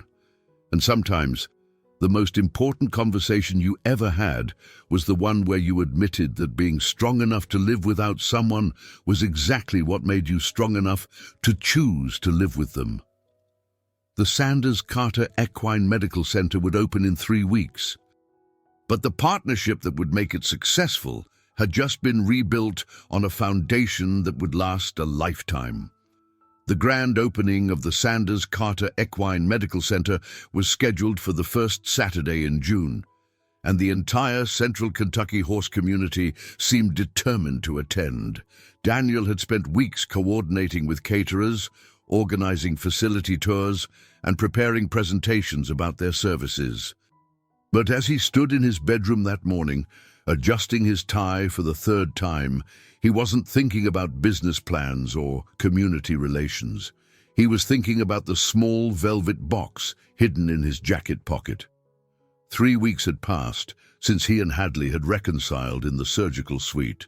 3 weeks of rediscovering what it meant to love someone who loved you back without reservation or fear. They had approached their renewed relationship with the wisdom they had gained during their time apart, building intimacy on the foundation of individual strength rather than mutual need. Daniel had never been happier in his life, and today, in front of their entire community, he was going to ask Hadley to marry him. The facility looked magnificent in the morning sunlight. The building's clean lines and professional signage spoke of competence and permanence, while the pastoral setting maintained the rural character that was so important to their community. Cars were already arriving in the parking lot, and Daniel could see staff members in their new uniforms directing visitors toward the registration area. Daniel found Hadley in the main reception area, greeting early arrivals with the warm professionalism that had made her beloved throughout the region. She wore a navy blue dress that brought out her eyes, and her hair was styled in soft waves that somehow managed to look both elegant and approachable. When she saw him approaching, her face lit up with the kind of smile that made Daniel understand why people wrote songs about being in love. "Good morning, partner," she said, reaching for his hand. "Good morning, Dr. Sanders. Ready for our big day?" "I've been ready for this day since we first started planning it together." The morning flew by in a blur of facility tours, equipment demonstrations, and conversations with horse owners who had traveled from across the state to see what they had built. Daniel watched Hadley in her element, explaining their services to interested clients, discussing treatment options with other veterinarians, and demonstrating the surgical equipment with the confidence of someone who had helped design every aspect of the facility. But the moment Daniel had been waiting for came during the dedication ceremony, when he and Hadley stood together in front of nearly 200 people to officially open the Sanders Carter Equine Medical Center. "Ladies and gentlemen," Daniel began, his voice carrying clearly across the crowd, 18 months ago, Dr. Hadley Sanders and I entered into a partnership based on a shared vision of what equine medical care could be in central Kentucky. Today, that vision has become a reality. He spoke briefly about their goals for the facility, their commitment to serving horses regardless of their owners' economic circumstances, and their plans for educational programs that would benefit the entire regional horse community. But as he neared the end of his prepared remarks, Daniel departed from his script. "Before we officially dedicate this facility," he said, "I want to say something personal about what this partnership has meant to me." Daniel looked out at the crowd, recognizing faces of people who had supported their project from the beginning. People who had trusted them with the care of their horses, people who had become friends over the months of construction and planning. "When I first met Dr. Sanders, she was a stranger who stopped to help someone in trouble on the side of a country road. She fixed my broken-down car with a quarter and some wire, and in doing so, she taught me something important about the difference between credentials and competence, between wealth and worth." Daniel turned to look at Hadley, who was standing beside him with an expression of curiosity mixed with affection. "Over the past 18 months, Dr. Sanders has continued to teach me important lessons. She has taught me that the best partnerships are built on mutual respect rather than mutual need. She has taught me that love is not about finding someone to complete you, but about finding someone who inspires you to become more complete yourself." Daniel reached into his jacket pocket and withdrew the small velvet box, hearing a collective intake of breath from the crowd as he dropped to one knee in front of Hadley. "Hadley Marie Sanders," he said, opening the box to reveal a ring that sparkled in the afternoon sunlight. "You have been my partner in building this facility, my partner in caring for the horses that have been entrusted to us, and my partner in creating something meaningful for our community." Hadley's hands flew to her mouth, her eyes wide with surprise and emotion. "But most importantly, you have been my partner in discovering what it means to love someone with your whole heart while remaining true to yourself. Will you marry me and be my partner in everything life has to offer?" The silence that followed Daniel's proposal seemed to stretch forever, though it probably lasted only seconds. Hadley looked down at him, then out at the crowd of people who had become their extended community, then back at his face. "Daniel James Carter," she said, her voice carrying clearly despite the tears that were starting to flow down her cheeks. "Yes, yes, I will marry you."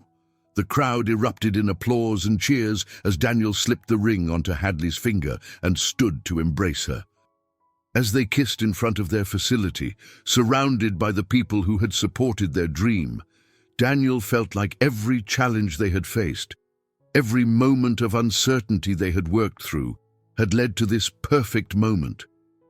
"I love you," Hadley whispered in his ear. "I love you too," he replied. "Forever."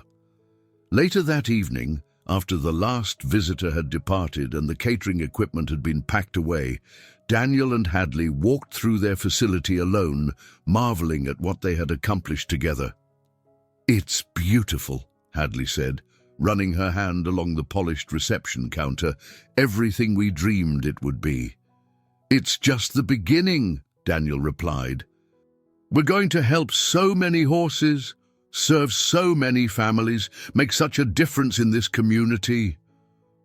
They walked to the surgical suite, where they had reconciled 3 weeks earlier, where they had first admitted their love for each other almost a year ago during Thunder's Dream's emergency surgery. "Do you remember what you said to me the night you saved Thunder's Dream?" Daniel asked. "I said a lot of things that night. You said that Thunder's Dream was the horse that brought us together, and you couldn't let him die on your watch." Hadley smiled at the memory. "I remember. I think Thunder's Dream would approve of today. I think he would too." As they prepared to leave their facility and begin planning their wedding, Daniel realized that some dreams were bigger than the dreamers who conceived them. Some partnerships created value that extended far beyond the partners themselves, and some love stories began with a broken-down car and a helpful stranger, but became the foundation for a lifetime of shared purpose and mutual devotion. The Sanders-Carter Equine Medical Center was officially open. Daniel Carter and Hadley Sanders were officially engaged. And tomorrow, they would begin the next chapter of their lives together, building on the foundation of respect, trust, and love that had made everything else possible. Some grand openings marked the end of a project. Others marked the beginning of a legacy. Daniel was certain that today had been the latter. August in Kentucky arrived with the kind of oppressive heat that made even the horses seek shade during the middle hours of the day.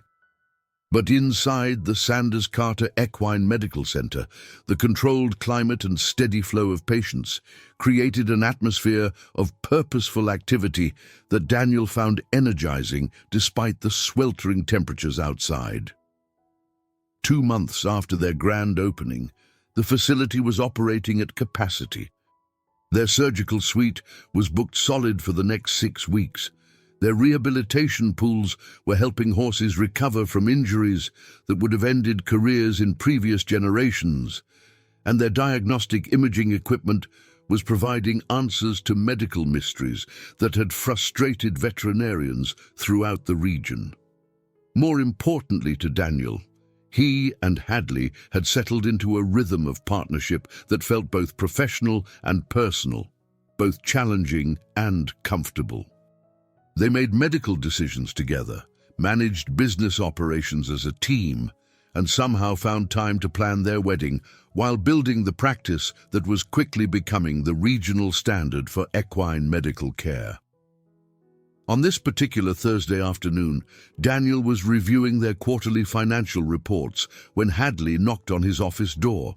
She entered carrying 2 glasses of iced tea and wearing the expression he had learned to associate with good news. "We need to talk about something," she said, settling into the chair across from his desk. "That sounds ominous. Are we in trouble?" "Actually, we're in the opposite of trouble. We're in demand." Hadley handed him one of the glasses and pulled out a folder filled with what appeared to be official correspondence. "I've been getting calls all week from veterinarians in other states who want to visit our facility, horse owners who want to relocate their animals to be closer to our services, and medical equipment companies who want to feature our operation in their promotional materials." Daniel opened the folder and began reading through the letters and emails. They were from Tennessee, Virginia, West Virginia, and even as far away as North Carolina, all expressing interest in either partnering with the Sanders-Carter facility or replicating their model in other regions. "This is incredible," Daniel said, looking up at Hadley. "What are you thinking?" "I'm thinking we have an opportunity to expand our impact beyond central Kentucky, but I'm also thinking that expansion could change the character of what we've built here." Daniel set down the folder and leaned back in his chair. In the 2 months since their engagement, he had learned to recognize when Hadley was working through a complex decision that would affect both their professional and personal lives. "What kind of expansion are you considering?" consulting services, training programs for other veterinarians, maybe even partnerships to develop similar facilities in other regions. We could help improve equine medical care across the entire southeastern United States. That sounds like it could be very profitable. It could be, but it would also require travel, time away from home, and a different kind of focus than what we have now. Daniel understood what she was really asking. They had built something special in central Kentucky, something that served their immediate community and allowed them to maintain the lifestyle and values that had brought them together. Expansion could mean success on a larger scale, but it could also mean losing the intimate connection to their work and their community that made their partnership so meaningful. "What does your instinct tell you?" he asked. "My instinct tells me that we should be very careful about success that requires us to change who we are." "And what does your ambition tell you?" Hadley smiled, recognizing the distinction he was making. "My ambition tells me that we have knowledge and experience that could benefit horses and horse owners far beyond Kentucky, and that limiting our impact to our immediate region might be selfish." They sat in comfortable silence for a moment, each considering the implications of the opportunities they were being offered. "Can I make a suggestion?" Daniel said finally. "Of course. What if we approach this the same way we approached our original partnership? What if we take time to develop a clear vision of what we want to achieve, then make decisions based on that vision rather than on the immediate opportunities?" "What kind of vision?" Daniel stood up and walked to the window that overlooked their facility's pastures, where several horses were grazing peacefully in the afternoon shade. "I think our vision should be about sustainable impact, about building something that improves equine care without sacrificing the values and lifestyle that make our work meaningful to us personally." Hadley joined him at the window, and they stood together watching the horses they were caring for. Horses that represented not just their professional success, but their commitment to their community. What would sustainable impact look like practically? Maybe it looks like selective consulting projects that allow us to share our expertise without traveling constantly. Maybe it looks like training programs that bring other veterinarians here to learn from our facility rather than us going to them. Maybe it looks like partnerships that extend our influence without requiring us to manage operations we can't oversee personally. Hadley nodded slowly. "So we grow our impact without growing beyond our capacity to maintain quality." "Exactly. We help more horses and more horse owners, but we do it in a way that preserves what we've built here." That evening, as they drove home from the facility together, Daniel found himself thinking about the conversation they had just finished. The success of their partnership had created opportunities they had never anticipated, but it had also created choices that would define the next phase of their professional and personal lives. "Daniel," Hadley said as they turned into the driveway of the Sanders family ranch, "can I tell you something? Always, I'm proud of what we've built together. Not just the facility, not just the business success, but the way we've learned to make decisions as partners." "What do you mean?" "I mean the way we think through opportunities together, the way we consider not just what we could do, but what we should do, the way we make choices based on our values instead of just our ambitions." Daniel pulled into the driveway and turned off the engine, then turned to look at Hadley in the evening light. "I'm proud of that too. And I'm proud of the fact that our success hasn't changed who we are or what matters to us." "Do you think we'll always be able to maintain that balance?" "I think we'll always have to work to maintain that balance. But I also think that having a partner who shares your values makes that work easier." As they walked toward the house together, Daniel realized that some partnerships were tested not just by failure and hardship, but by success and opportunity. The strongest partnerships were the ones that could navigate both challenges without losing sight of their fundamental purpose. He and Hadley had built something special together, something that was attracting attention and creating opportunities they had never imagined, but they had also built it on a foundation of shared values that would guide them through whatever choices the future presented. Some success stories were about achieving everything you thought you wanted. Others were about discovering that what you had built was exactly what you needed. The best ones, Daniel was learning, were about having the wisdom to recognize the difference. Tomorrow, they would begin developing their response to the expansion opportunities they were being offered. But tonight, they were content to be exactly where they were, partners in every sense of the word, building a life and a business that honored both their individual strengths and their shared dreams.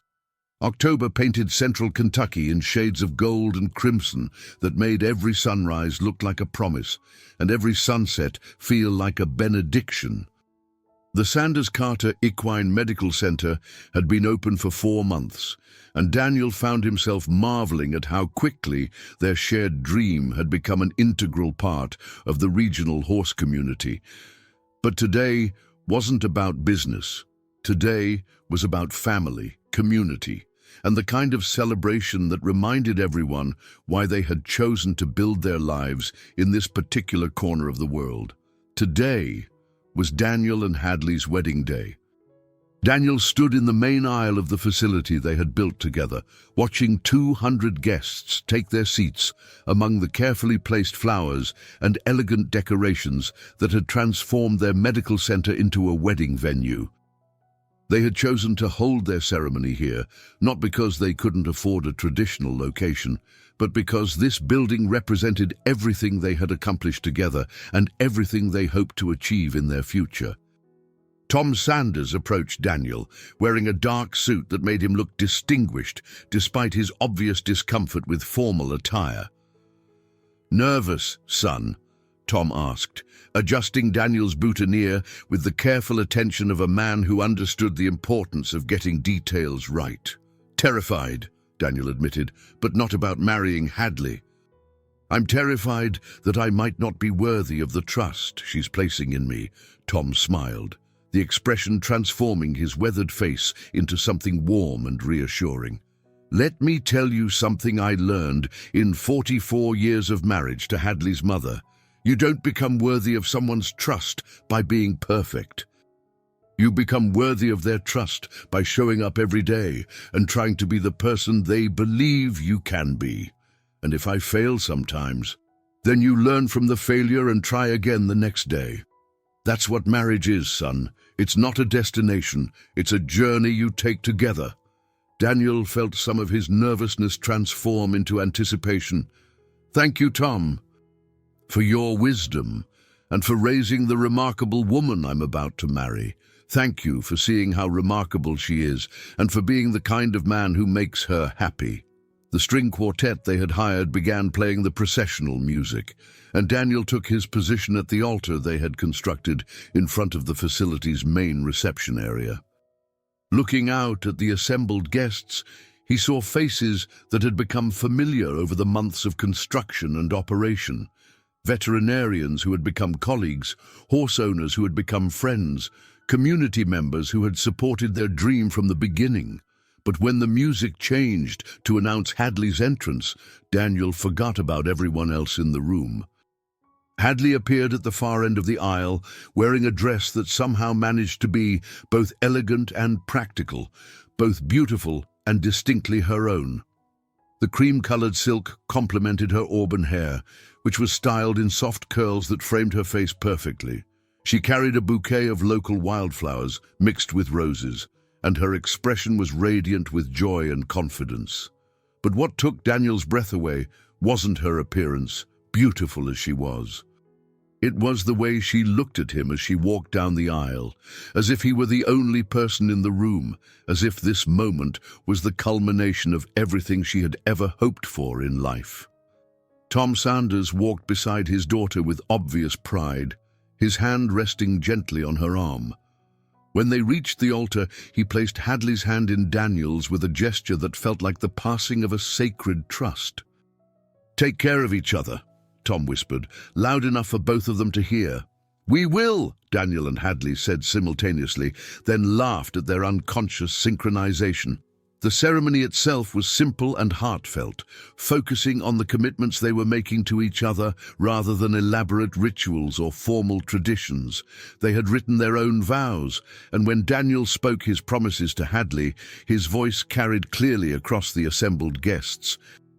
"Hadley," he said, taking her hands in his, 18 months ago, you stopped to help a stranger whose expensive car had broken down on a country road. You fixed my problem with a quarter and some wire. But more importantly, you showed me what competence looked like when it was combined with compassion." Daniel paused, looking into her eyes and seeing the same love and commitment he felt in his own heart. "Today, I promise to be your partner in everything life offers us. I promise to respect your independence while cherishing our interdependence. I promise to support your dreams while pursuing our shared vision. And I promise to love you not because you complete me, but because you inspire me to become the most complete version of myself." When Hadley spoke her vows, her voice was strong and sure, carrying the confidence of someone who had thought carefully about the commitment she was making. "Daniel," she said, "you saw value in a partnership with someone whose credentials came from necessity rather than formal education. You trusted my expertise, respected my judgment, and created opportunities for me to contribute to something larger than anything I could have built alone." She smiled, and Daniel felt his heart expand with love and gratitude.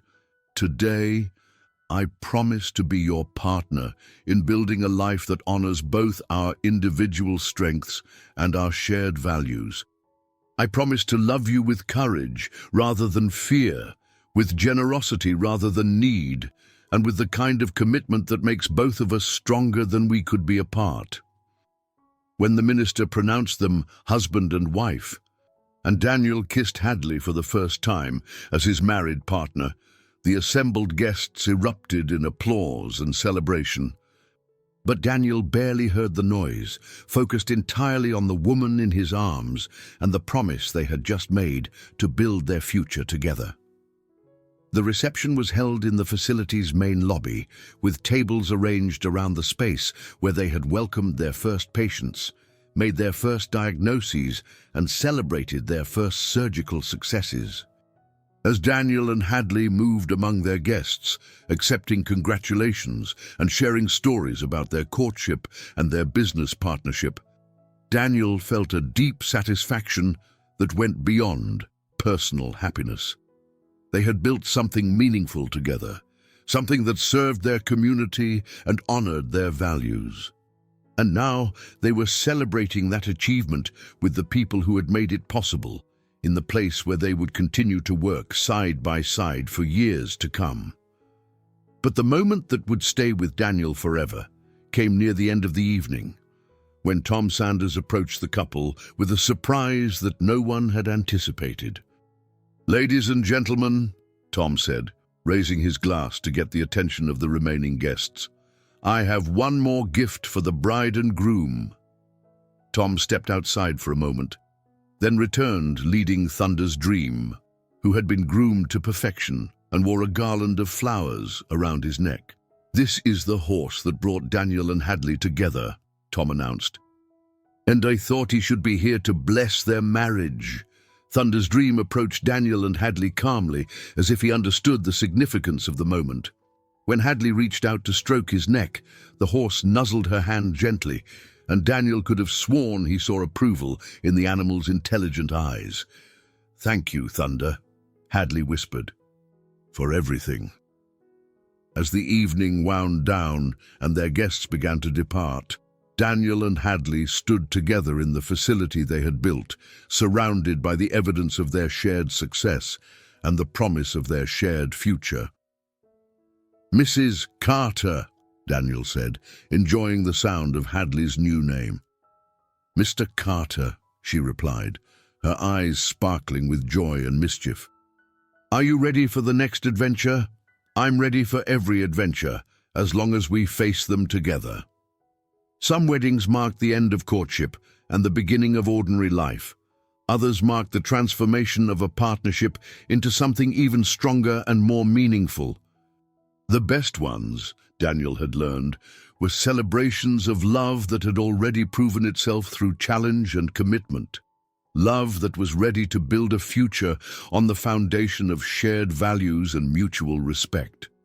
As Daniel and Hadley walked through their facility one last time before leaving for their honeymoon, he realized that some love stories began with broken-down cars and helpful strangers, but became the foundation for a lifetime of partnership, service, and shared purpose. Tomorrow they would begin their honeymoon. Next week they would return to the work they loved. But tonight, they were simply two people who had found in each other the kind of love that made everything else in life feel like preparation for this moment. Thunder's dream had kept his promise, and Daniel and Hadley Carter were ready to keep theirs. I hope you enjoyed today's story. Subscribe to the channel so you don't miss more stories like this.